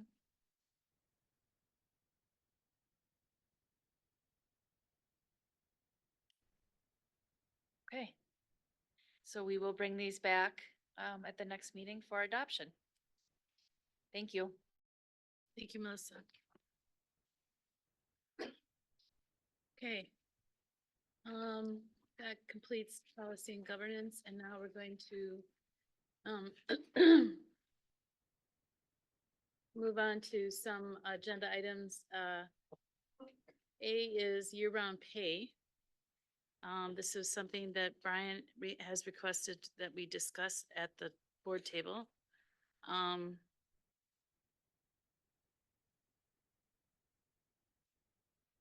Go ahead. So I brought up this, one of the things that we run into with quorum and making sure that we have stuff discussed as a whole body. Often it needs to be on the board agenda, so we have everyone here. I've advocated for the option for year-round pay when we talked about the change in the system. And Mike, I'm gonna probably ask you a question if you want to come up. When we talked about the change in the human resource system, I wanted to make sure that that would be an opportunity. So I just wanted to share with the board my interest in this and to make sure that whatever our next steps would be.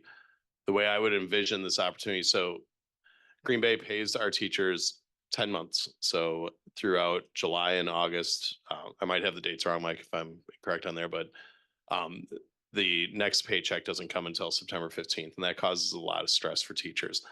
Understandably, they're all educated people and they know how to save that money. But if we can take one layer of stress off of them and provide the opportunity for them to have year-round pay, I'd like to see it done. And there's some certain guidelines that we would have to do. So Mike, I guess my question for you, and this isn't an action item, but do you anticipate it being possible with the new software to offer that? I think what happens is when we go into the new software, we have to put in what's the payroll schedule.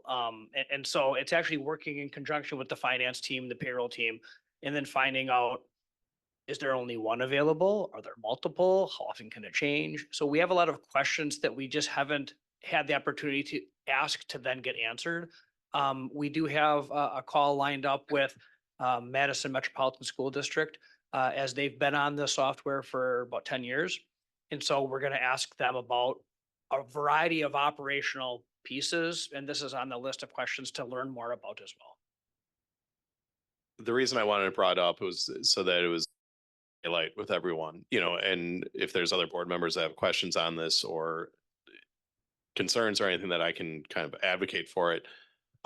The way I would envision us being able to do this is every employee that's currently with the district that is on a 10-month pay cycle would have the option one time of either staying, if it's feasible, which I hope it is, because that was a big question I had when we voted for the implementation of the new software, that every member or every employee that is on a 10-month pay cycle would have that opportunity to go either 10 to 12 month.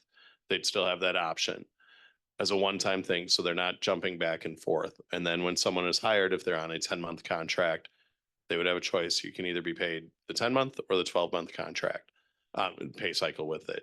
So I'm just curious if other board members, I just want to give this the daylight to see, and if we would be able to do that, and whether it would need to be a policy change or if that's something that would be able to be handled within your department. So it's there now rather than when the software comes through and then we don't have to backfill the whole situation. So when we're loading it, to keep that in mind with departments that would be responsible for that. Andrew. Yeah, I think, well, first of all, if Madison has the same software and Madison gives employees Madison. So I think were you saying Madison uses the same software? Okay, and we know Madison gives them a choice. It has a 10 and 12-month choice, right? I'll answer that. Recognizing that Madison may have a different payroll cycle, it appears that they have some flexibility within it. I'm not saying that we would want to mimic what Madison does with it, but looking in, and Mike, I'm sorry for putting you on a spot here with this. I want to make sure that we have that opportunity for the flexibility for our employees. So Andrew, Madison, I may have that opportunity, but we can still hopefully do it the Green Bay way. Well, it says in the memo that in Madison, you can pick between 10 or 12. Yeah. So, okay, so if it would be very unusual if a software that knows how to have employees be able to pick 10 or 12 probably will not break down at the choice of 20 or 24, hopefully. I think it's important to do. Mathematically speaking, it's incorrect to take the 2 later, of course, but for some people, that's a personal decision that I think they should have the choice to be able to make, so.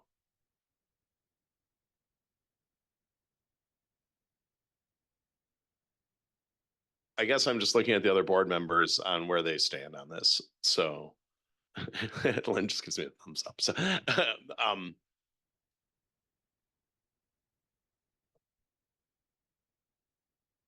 Oh, sorry. Go ahead, Rick. So I'm still learning. So when they're not paid for those 2 months, are they still technically employed? Do they get to claim unemployment during those 2 months? There's no claiming of unemployment. They still, their insurance benefits are, we prorate the premium, so they pay it over the course when their payroll is happening, but no, they're not on unemployment.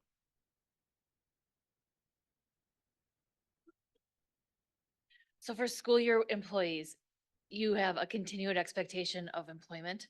And so for our teachers, because you've gotten a contract for the following school year, you would not be collecting unemployment because your position is continuing for the following year. For our hourly employees, they get a letter at the end of the school year, which says you have continued employment for the following school year. And then that means that because they have that continued expectation for school year employees, there's no eligibility for unemployment.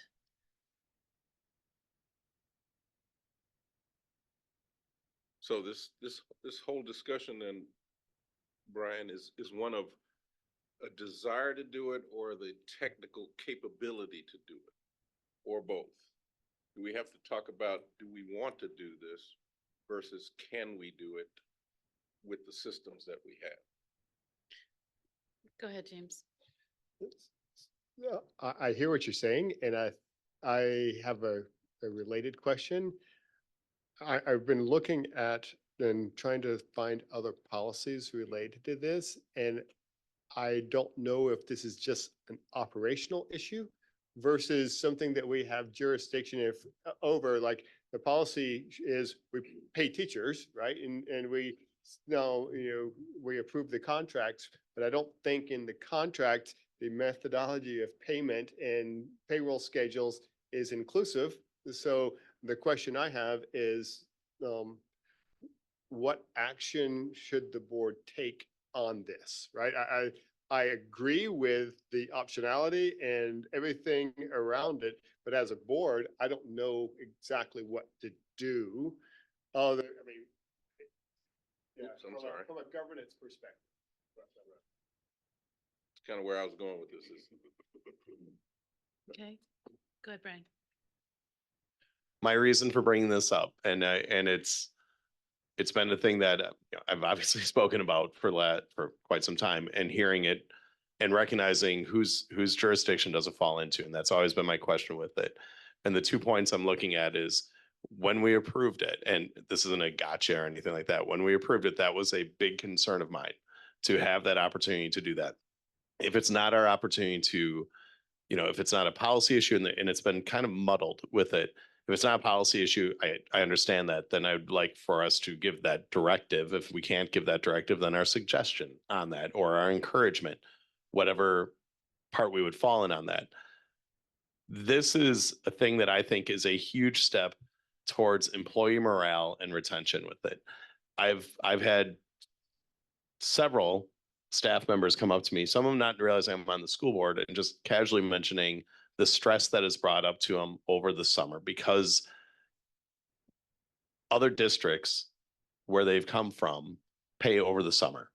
And whether that is increasing stress for staff members, just the financial part of it, that adds to their difficulty to recharge over the summer, which is part of our goals and everything else, and employee morale on that, or if it is helping family members, different opportunities. I think it's a very low hanging fruit that we could offer to kind of match what other districts do in the area and provide that opportunity for them. And I recognize that a lot of staff members or there's going to be staff members that prefer the 10-month contract or the 10-month pay cycle. So giving them that opportunity when the new system comes in, I think is a huge thing. I do not want to see a system where they're changing every year. That's just chaotic. So I'm not really answering your question, Rick, but it's whether it's a directive or a suggestion, or I just want to get the feel of the board. I guess my questions would be, what will this cost in staff time? Is there a dollar amount that can be attached to that? If any, I don't know. But I would like to know that. And also, what are the, like, are there state laws that govern this? Are there labor laws that govern this? Are we in, how do we comply with those if we were to change this in terms of creating a policy? And also, I have the same concerns around, does this fall under the purview of the board? So those are just some of the things that I have questions about and concerns about. So go ahead, Brian. Someone kept turning off my mic. I acknowledge and I don't know what the staff time would be on there.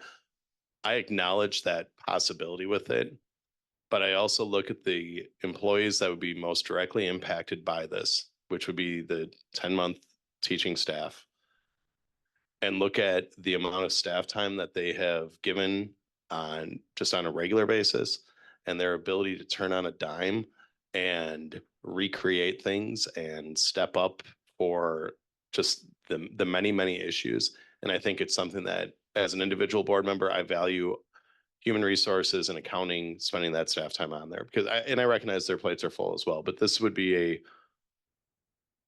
in my mind, a one-time heavy commitment on it while the software is being changed, and not an ongoing thing. And I think it's worth it to our employees, to our teaching staff and people that would be directly impacted by it. Okay, go ahead, Melissa. Can I just speak to that one time? I don't believe that we can do it just one time because the statute has to be voluntary. So there has to be an out.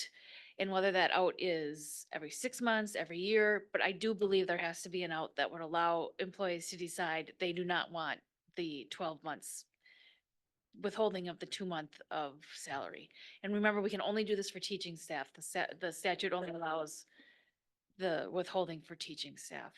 So I don't think that we can just say one time you're automatically for the rest of your employment with the district on 12 months. I think at a minimum, we're gonna have to allow it every year.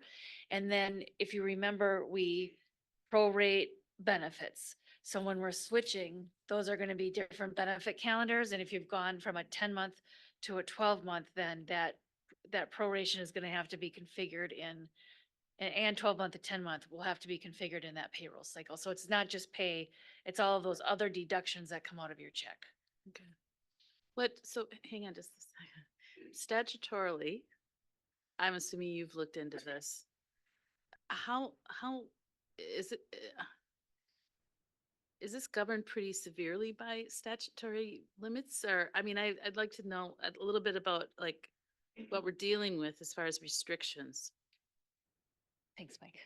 The law says to be paid within 30 days of performing the work, which is why Madison is able to do the 1-month paycheck. They pay their teachers one time a month because they have to be paid 30 days within. And I'm guessing it's easier to calculate based on only having 12 or 10 paychecks, the ability to switch back and forth with benefits, but they'll have that discussion to figure out from Madison how that works. It's not just flipping the switch in the system, it's recalculating all of those benefits and all of those withholdings, because you have your FSA deductions, you have your 457 deductions, you have your 403B deductions. So all of those deductions are coming out of those paychecks based on what the interval of your pay is. So we have 20 or 24, so we're dealing with more paychecks. The law says an employee who's a teacher can voluntarily agree to be paid over 12 months. So that's why we can't unilaterally say everybody gets paid over 12 months, because it has to be voluntary and has to be individual, which is why I don't believe that we can say once you're in, you're always in, because then it's no longer voluntary. Okay. Okay, go ahead, Andrew. So I guess that it's whether or not it's a board issue and what form it takes, I think there should be a board motion on this because we have a board member making a compelling case for why it is a value add. Board member who lives in this world and hears from colleagues that, hey, you know, it's a bit stressful to not have the ability to be paid 12 months. Many people might not do it. There's a large district that uses the same software that does pay year round, and people have the choice to come, they can change yearly. So there's no, and as far as flipping the switch, although there's more than one calculation that has to happen, the software should be able to just change the divisor and take care of it. And we already know the same software is doing essentially the same thing somewhere else, so. But I think we should do a board motion because it's significant, and I think it's a big enough deal. I think it's probably a big enough deal to have a policy that teaching staff have may choose a 10 or a 12-month pay and just make it official when the time comes after we verify that we can do it. Does that satisfy everyone? Oh, go ahead, Brian. Oh, I'm sorry, cool, I didn't see your hand. Go ahead. You know, just a curious question because Melissa, you brought up a really good point because the pay cycle does have to tie it into the benefits package as well. Now, the question reflect back to the boards, did we make a decision on the benefits package as well? We did, okay. The other deductions that I'm also thinking of is we have child support deductions, court ordered salary withholdings. So again, maybe it's a good idea when you do come back, if we could give you the general idea of all the sorts of deductions, that it's not just and that is all manually calculated because everybody's going to have something different that we're obligated to withhold as well. So again, switching that back and forth will then result in more manual calculations. Go ahead, Mike. There are other places where we utilize some aspect of a daily rate of pay that we would have to review.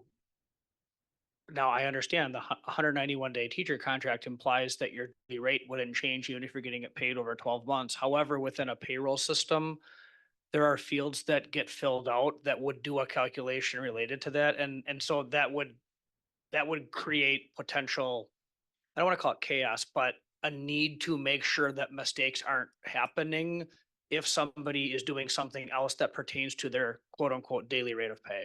I just don't know the answer to that consequence related to something like that. Okay, James and then Brian. So this is a field that I have some experience in, and I would imagine, and I would be surprised if they're called life events, they're called work events, right? And those all kick automated adjustments to calculations to benefit package designs. You add a child, you get divorced, whatever, you recalc on it. So I'm not concerned with the administrative capabilities of this. I still kind of have a question about what exactly a motion would be doing. But as I listen to this, it feels like it fits into the presentation given tonight about retention and strategies for retention, that it deserves serious consideration as a strategy for retention, right? And I don't know if that is a board directive or not, but that's when I think about where this kind of fits and is categorized, we can evaluate from a board that, say, provide feedback on the strategies presented and if they align with our strategy out there. So I look at it and I don't know if it was considered and rejected, or if it's just hasn't been surfaced as part of your strategy. Vicky. Go ahead, Vicky. Thanks. The plan, which we shared with the board, was as soon as the HRIS is in place, which we were shooting for January, we would evaluate the ability to do this and bring it back to the Board of Education for discussion. Brian? And I have two comments with it. And I completely understand that and I agree. I just want to make sure that if it's front work that can be done before that system is implemented, so it's easier, you know, than when they run this whole, this is some other people on the board's expertise. I'm just envisioning it as when all of the data is entered and ready with all the cells and everything else on there, to not have to go back and say, oops, we'd like to do this now. That if it's cheaper and it's easier to do it beforehand, that the departments that needs to know understand that there's at least one board member and possibly the will of the board to make sure that this is an option or as closely as possible to it. The other question, and recognizing you're bringing up very good points, and I agree. We still pay teachers summer school, which is a different rate than what their daily rate is. We pay curriculum, which is a different rate than what their hourly rate would be. We pay for meetings over the summer, which would be outside of their 10-month contract. We pay for professional development, which would be at a different rate than what one thing would be. So within our system, recognizing that the daily rate of pay is one thing, we've been doing that in every school district I'm familiar with. We'll pay different rates for different things based on different times of the year. We pay coaching contracts differently. You can be a teacher and supervising an athletic event and making the $15 an hour for that. So like, this is something that we, as a district, have paid people throughout the year, just not necessarily their regular salary. So there's got to be a way in to take that all into consideration. And Melissa, I don't know if I'm paying custody and I pick up a football game that I'm selling concessions for, how that plays into it. I assume it does. And I assume that there's some giant computer in the sky that takes care of that. But there's got to be a system set up for that. Lynn, go ahead. I just have one question. As a former teacher, I can't even imagine we're having this conversation. I didn't know our teachers got paid for 10 months and went for 2 months without being paid. I don't remember how I was paid as a teacher, but I mean, not to have the option is just unbelievable to me. The only question I have is that thing, Melissa, that you mentioned about you have to have the option of, is it of choosing or changing or something like that? Do you know what I'm talking about? So the law says that it has to be voluntary, that you get paid in 12 months. I don't believe that it would be voluntary if you opted in and you can never opt out of the 12 months. I think there has to be a way to opt out. I don't think it has to be every day you get to opt out, but I think there has to be some system that you opt out of because essentially the district is withholding your wages. So wages you make over the course of 10 months, a portion of that is kept for the two months that you're not working. And we then are acting as your bank and then paying you the prorated amount that you deferred rather than you deferring it yourself and putting it in a savings, the district is deferring it, putting in our own savings, and then paying you out those 2 months. So we can't say, once you've elected that, you automatically forever are going to have the district keeping your money that you've earned, that you're supposed to be paid 30 days after you've earned it. So my question was going to be, is there any other way, any other option for an employee that we could create other than saying every single year you get to decide? Could there be like, you opt into it, the assumption is this is the way it's going to be unless X, Y, and Z. So the way Madison has it set up, and this is what they're going to talk to them, is you have to elect 12 months every year. And if you don't elect, it defaults to the 10-month because again, it has to be voluntary. I know in new employee orientation that HR staff walks through with new employees how to calculate the prorated amount so they know how to do that on their own to set aside that amount. I personally, when my husband was a para here in the district, we sat down and we figured out what we needed to put away for the months that he wasn't working. And then that became the way we paid ourselves. So HR does work with the employees and teaches them how to do that. Brian. And I'm not asking for your well, I am asking for your legal opinion, but I don't expect to hold you to it, if that makes sense. I'm just floating something out there. Teachers are on a 12, they're 191 days to work. But as you'd mentioned, their benefits go over 12 months. And if you sign a contract, your contract goes from, what are the dates of their contract? July 1 to June 30th. So technically they're working 12 months, whether they're working their 191 days, they're still employed by the district on a 12-month contract. That's not how the law interprets it. It has to be, it has to be actual work. Well, I mean, I guess my question is, if we're doing it in other areas, the jump does not seem that far to me, that we're providing insurance, we're providing other options with it, and we're under, teachers are under a contract for 12 months. And they're not hourly employees. Would it be, please? I think you could probably take this back, but I am pretty confident it's when the work is performed that you have to be paid within the 30 days. Pretty confident. Go ahead, Mike. I'd ask that we are allowed to follow what Vicky had articulated earlier, which is let us come back, mid-year, once we know more.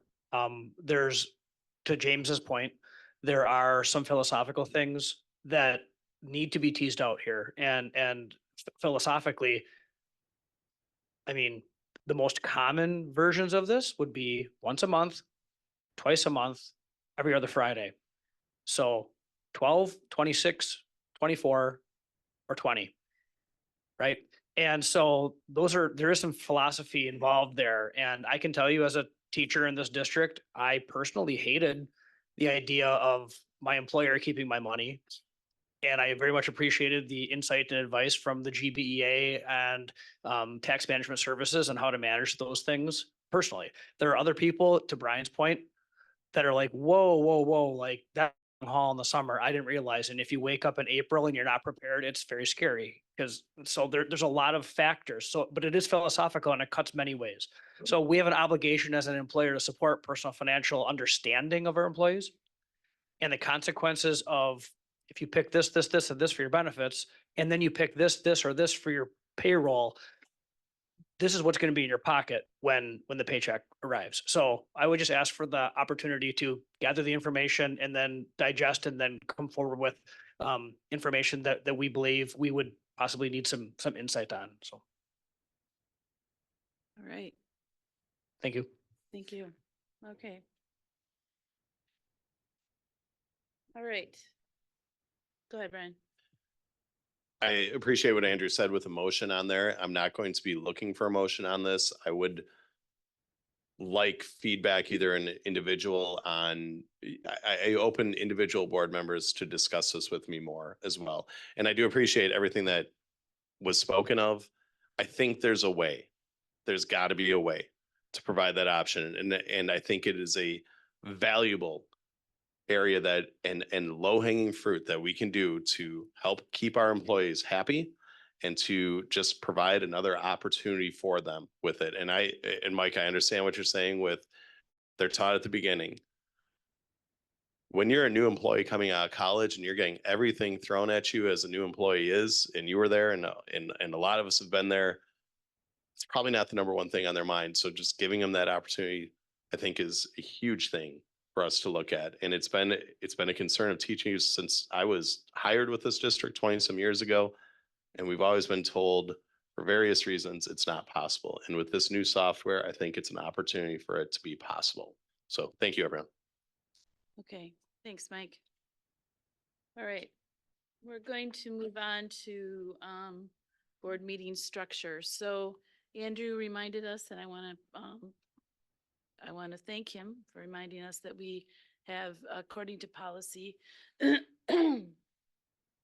subcommittees. And we got off track during COVID. A lot of things got off track. and we're going to now revisit that. And I think you all, I mean, you all heard the argument in favor of that. I don't know, Andrew, was it a couple meetings ago? Well, Probably. I brought it up in April because that's when the appointments would have generally happened, and I agreed to defer to June. Okay. All right, so it's June now, and we're gonna have this discussion about reinstating these subcommittees, one for education, one for operations, and one for policy and governance. The way they were before is that I think the board president, that's my recollection, assigned various board members to these three committees. And then there was a, each month, each of these committees had an additional meeting where staff members presented or talked about what they were working on and what they were going to be presenting at board meetings. Sometimes there was a lot and sometimes there wasn't very much at all. But it was an additional commitment of time for board members and especially for staff to prep for these meetings. So I guess I'd like to just throw it out here for discussion as to what you guys would like to have this look like. It might be as simple as having facilitating the discussion at the board table from whoever wants to, from these various committee, whoever's appointed as chair of these various committees, and facilitating discussion at the board about the various issues that fall underneath these different categories. Anyway, go ahead, Andrew. Okay, so it's actually not committees, it's work sessions. This has gone back and forth, and we had for quite a few years, we had talked about work sessions, and there were Sorry, just Andrew, just so other board members are seeing this, if you look under policies, it's up policy 170 under board. So I just wanted to add that it's number 170. If you go to policies under board doc, under policy manual 100 series. So thank you. I just wanted, so we were all on the same page, Andrew. So there's also nothing. This isn't really a reinstatement discussion. I'm not gonna harp on this, but we voted in April of 2022, 7-0 to move committee structure we had piloted to go back to what's in this policy. And it's 2024 and that never happened. So I don't believe this is a reinstatement discussion. This is about following our policy, and what's important about this is there is distribution, there is some shared leadership. And I realize you might say, well, what difference does it make? It's just who's calling on who at the committees. That does mean something. There's a reason that for all but 2 years of our history as an elected board, we had distributed leadership and we had different people in charge of different parts of the, it's been alternately committee meetings or work sessions. Then it went back, committee was committee again from June 2021 until April 2022, and then it was supposed to be back to work sessions. I don't believe there's all that much practical difference, other than that you would probably find that the pairs of people who meet with the superintendent, it would logically be when Nancy and I were the work session co-chairs of education, we would just have, our meeting would be as a pair. Nancy and I would maybe go into a little deeper dive about some of the education issues in our meeting, but we wouldn't be excluded from talking about the others, just like Laura LW, I forget who she was with, perhaps had a little deeper dive meeting with Melissa, depending what was going on, but that pairing would still do the agenda, pre-review as well. So I think it's just a question of following our policy and, and in fact, our agenda's still set up for it with there's education, operations and policy and governance. And those were the three. And it would be work sessions, not, so right now, well, I don't know about, so there would have been a different person. There would have been a different person chairing the education part of the meeting, boundary stuff, and then operations for the org chart stuff. And so there's a rotation of leadership, and the concept behind the two, between the co-chairs, was that essentially you have the board president runs the regular meeting, and then alternating, everyone has a chance, to have that leadership during the work session part, so. Brian? Oh, go ahead, James. So I think I have always approached this conversation misaligned. So the policy, because there's both standing committees in the same policy and work sessions in the same policy. And it is, yeah, it's like Roman numeral 3 and then Roman numeral 4, right? So what I heard you just say is keep the same meeting that we already have scheduled, a work session meeting and a regular board meeting, which is Roman numeral 3. But the work session, now we have this distributed leadership in that particular meeting. Your request is not to go in and actually incur additional staff time and through establishing and staffing and executing the committee structure, which is in Roman numeral 4.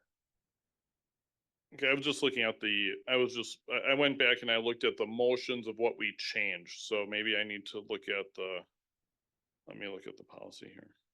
It's confusing. I don't know that we may have done, there may be things in the policy that doesn't reflect what was, my understanding was that on April 3rd, 2022, we voted unanimously to just remove the,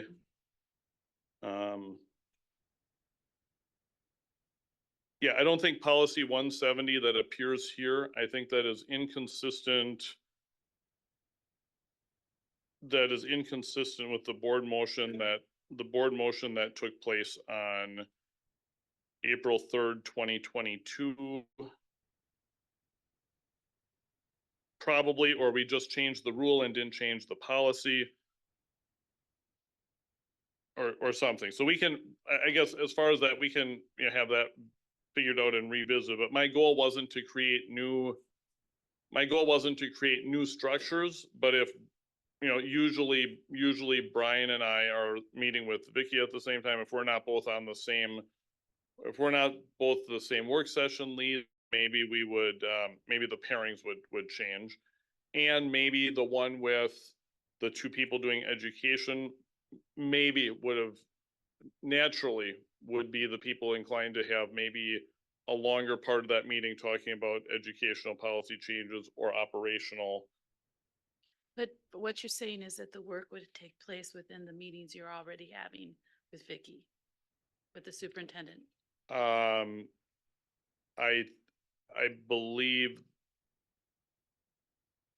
yes, I think that's how it always, I think the only,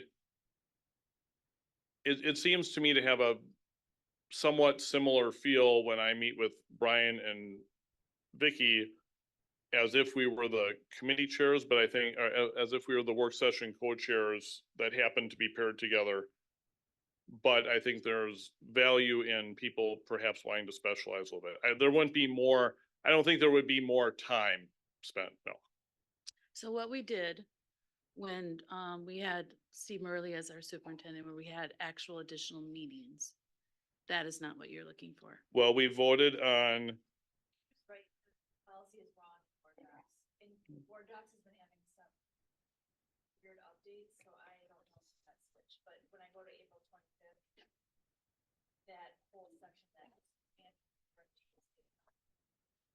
What was taken? It was Roman numeral 4 taken out?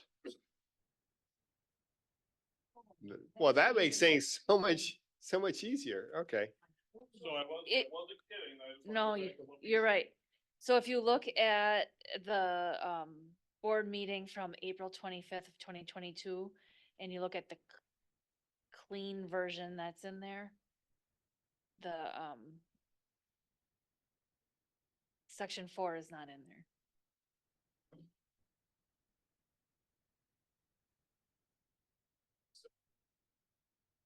So I'm looking at the one that's reviewed May 22nd, 2023 under policies. Is that, am I looking at something different than everyone else or? So if you go into board meetings, you gotta go to, I know, you gotta go into board meetings, go to 2022, go to April 25th. And if you pull up that agenda and you pull up the attachments, that section should not be in there. I don't know what happened with board docs, because it would have been uploaded then. And then it was also reviewed May 23rd. And it wouldn't have been added back in. So I'm not sure, we will get it fixed on board docs. Okay. Brian? So the one that says reviewed is incorrect. The one under policy, It's incorrect. Sorry. It's incorrect. Lynn? So then I'm looking at the board docs one.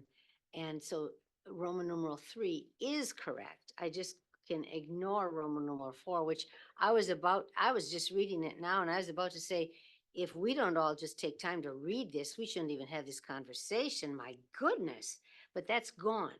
We just do Roman number 3 now. Technically, we never stopped doing Roman numeral number 3. It always has been there. But yeah. All right. So, Melissa will update this and bring us up, bring that, make that correct. But in the meantime, is the board, go ahead, Brian.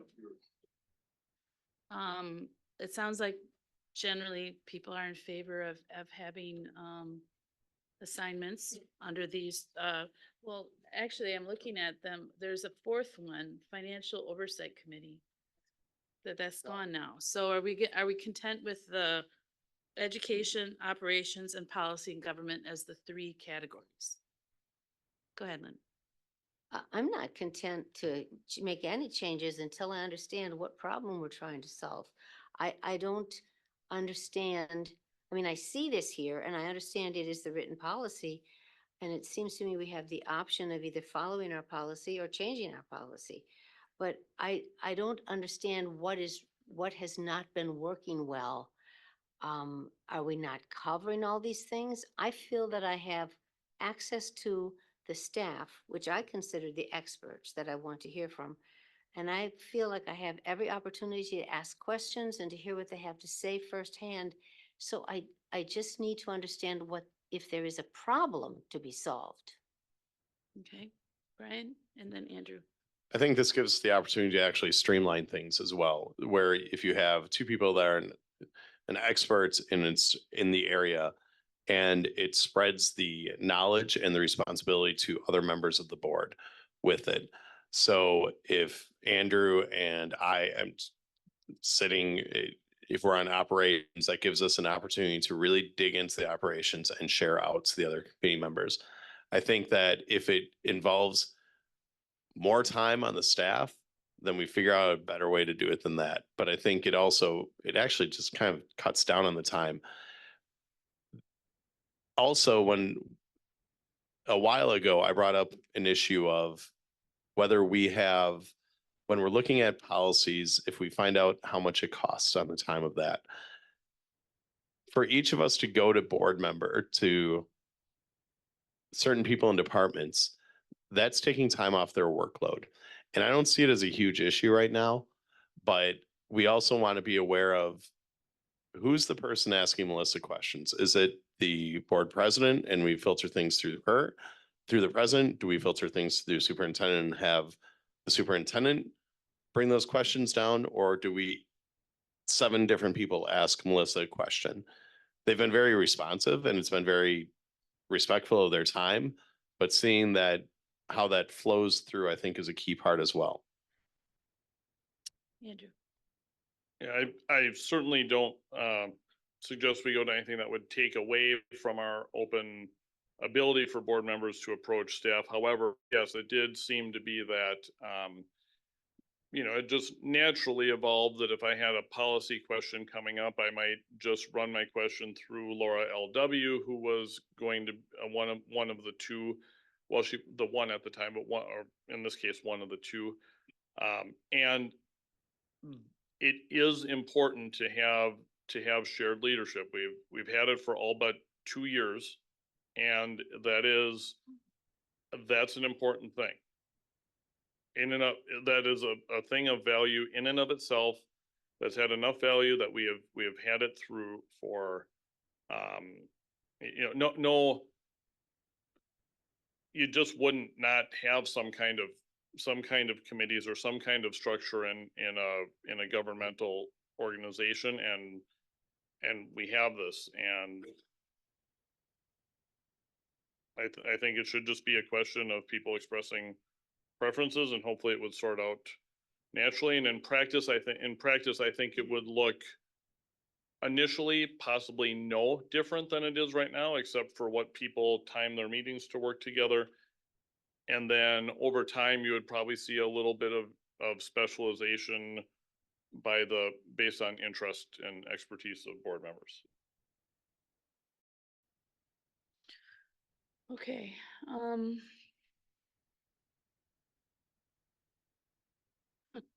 a little bit at loss as to what the next steps would be. We're gonna hear from Melissa, get a clean, policy. And, I mean, I can come to our next meeting with assignments for everybody under those 3 categories. Is that what we'd like to do, or? Usually they express preference. People would express a first and second choice, and then the board president would try to. I want to hear more from you though, Lynn, as to, you were saying that you'd like to, I don't know, what you said you had a different take on this. It's just, I guess, I don't understand exactly, again, I don't understand what the problem is. This is the only way I've ever known it since I've been on the board. But when it comes to all of these specific areas, education, operations, policy, and governance, for example, when we get to policy, Melissa comes to the table, and I feel that I have every opportunity to ask any questions I want or to hear what she has to say. And I think what this, maybe I'm wrong, but it seems to me what this is telling me is that 2 of my colleagues would have met with her prior to the meeting, and they would now tell me what their interpretation of what she's going to say is. I just don't, it says here in the policy that there will be these work sessions. It sounds like no, I understand that. Let Lynn finish. I understand we're in a work session, but it says here, the operations work session shall focus on matters related to the business, finance, and human resource functions of the district. How will that be different than what we're doing right now? Go ahead, James. I think we only have 2 options. We either come and you work with us and we assign responsibilities for the policy, or we come next board meeting with a motion to change the policy. That's the only 2 things I think we can do and still be compliant with our policy. I think that the definition of leadership that I think I hear when Andrew says is the moderator of the discussion rotates and it changes, right? So right now in this particular board, you may or may not think that there's a problem there, but as the board evolves over years, it's a control where a president that's is biased, where the particular way of running a meeting and hearing from people or whatever, that moves around, right? And so you have a different kind of command and control of the meeting. The chair moves, right? But the current work session is the combination of all three workstations work sessions at one time. So we just navigate from one work session to the next, all in the same meeting as it is. So nothing really changes, except maybe the contact with the superintendent, where you hear about the agenda, you may focus on and prep for, as you were when you were doing the legislative liaison, do some homework so that as questions come up, you're prepared for them. Andrew. So the practical difference in tonight's meeting, and I'll just use random names here, and I'm not suggesting that any one given person. So the old history of this, by the way, was that when board meetings were $35 per meeting, the very, very old history, I think it had something to do with the fact that the meetings evolved into them calling to order and adjourning I think it was a human resources, and then calling to order and adjourning an education, and then calling to order and adjourning a third one. So you would get $105 one night and 30. Now, that was not very, it just kind of happened. They were different meetings, right? So we don't have that anymore. But the difference in the way tonight's meeting would have been different is that after the open forum,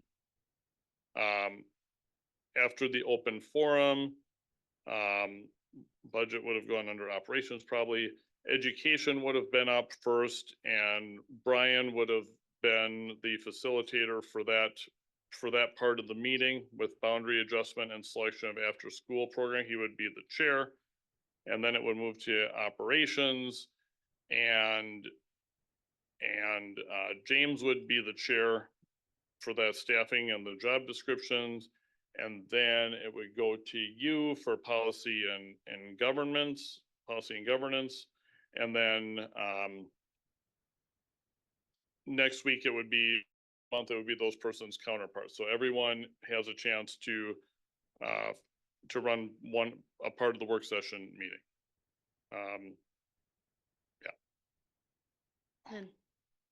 So the point is to give everybody a chance to run part of the meeting? It's a part of it, yeah. What's the other part? I think the other part of it is that it allows for there to be some of this specialization that can evolve if Brian and I are the education people, we would naturally maybe have done a deeper dive in our time with Vicky talking about boundaries would have covered everyone anyways. Policy, LLW always would go on have a deeper dive there, but ultimately we're all, Okay, so my question to you right now is, Melissa's gonna do her part of this, but should we come to the next meeting, being prepared to, be assigned underneath these three categories? Are we all good with that? James? Yes. Okay. And in the event that someone wants to challenge that, they would have to present a motion to change policy. But I think you need to be prepared for assignments. Okay, would these assignments be, I honestly don't know if we need a motion and to have them voted on. Yeah, so. I don't think we have to confirm So they're just assignments and they're good for the rest of the, yeah. Well, I mean, we could have some turnover in the election, so that would change things a little bit. All right. Okay, so you guys should email me with your preferences. I'll do the best I can, and we'll assign 2 people. I won't be assigned, so that makes 6 people, and that works out math-wise. So, and we'll at least do that part. Melissa will have the updated policy. Is that good for now? We can revisit this if it's not working or whatever at a later date, but at least we'll get that done. Rick? It just feels cumbersome for Vicky and her staff. What we're solving other than the concern about too much consolidation of power as it relates to setting the agenda and of maybe some behind the scenes directives that may be going to the superintendent unbeknownst to the rest of the board.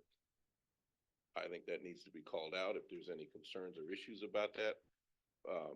If that is the reason that we're doing this, then we have to address that so that we ourselves can work better as a team. And that there be, that be addressed. Otherwise, I just think we may be creating something, an additional burden on Vicky and her staff by doing this, if those things are not addressed. Okay. Brian, then Andrew.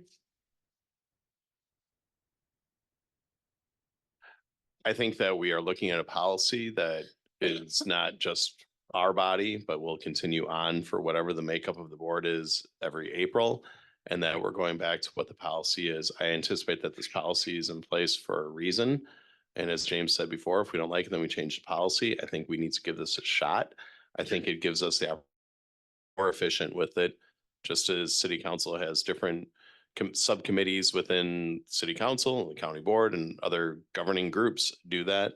And I think we need to either follow policy or change the policy. And I think that's the key part. This isn't an indication of the people in the chairs. It's an indication of the chairs, the body following the policy. So. Andrew, and then James.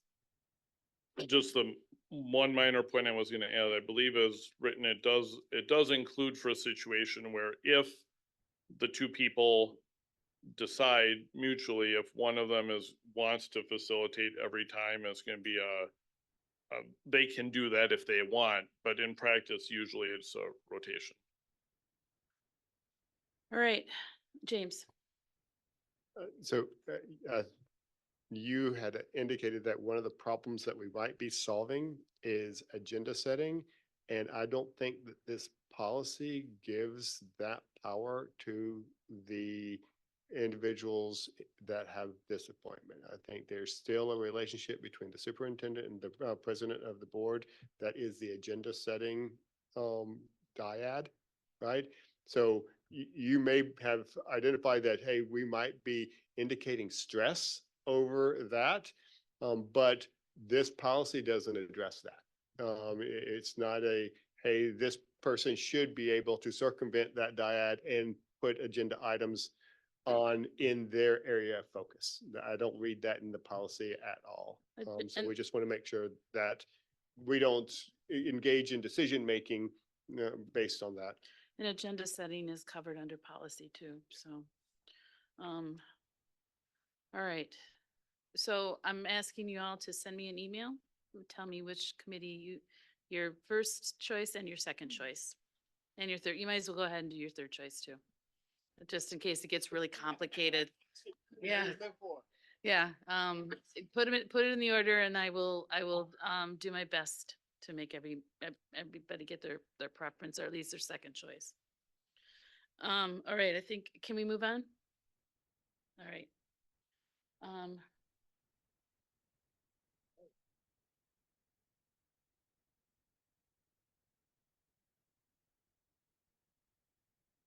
right. That completes our agenda. So basically what I need now is to have someone read the motion to go into closed session. Thank you, Lynn.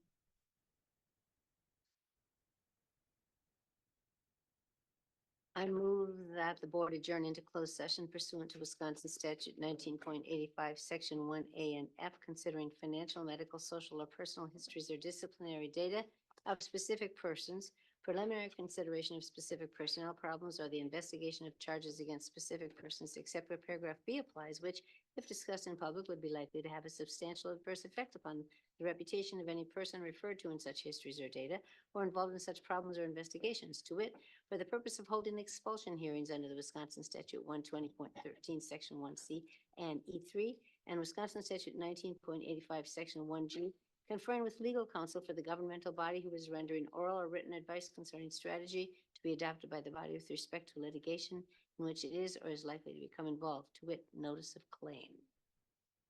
Can I get a second? Second. Kinsey? Lee?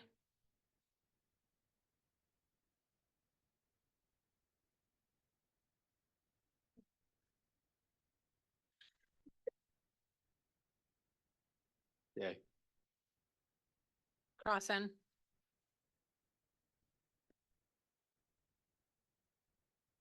Aye. Gerlach? Aye. Mills? Aye. Lyerly? Aye. McCoy? Aye. Becker? Aye. Okay, we are adjourned into closed session.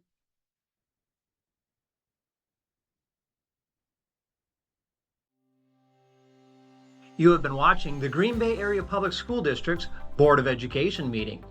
Please visit the school district's website, www.gbaps.org, for more information on the district and future meeting dates. If you cannot fully access the information on this video, please let us know the accessibility issue you are having by calling 920-448-2025 or by email at communications@gbaps.org. We will try to provide the information to you in an alternative format and/or make the necessary improvements to make the information accessible.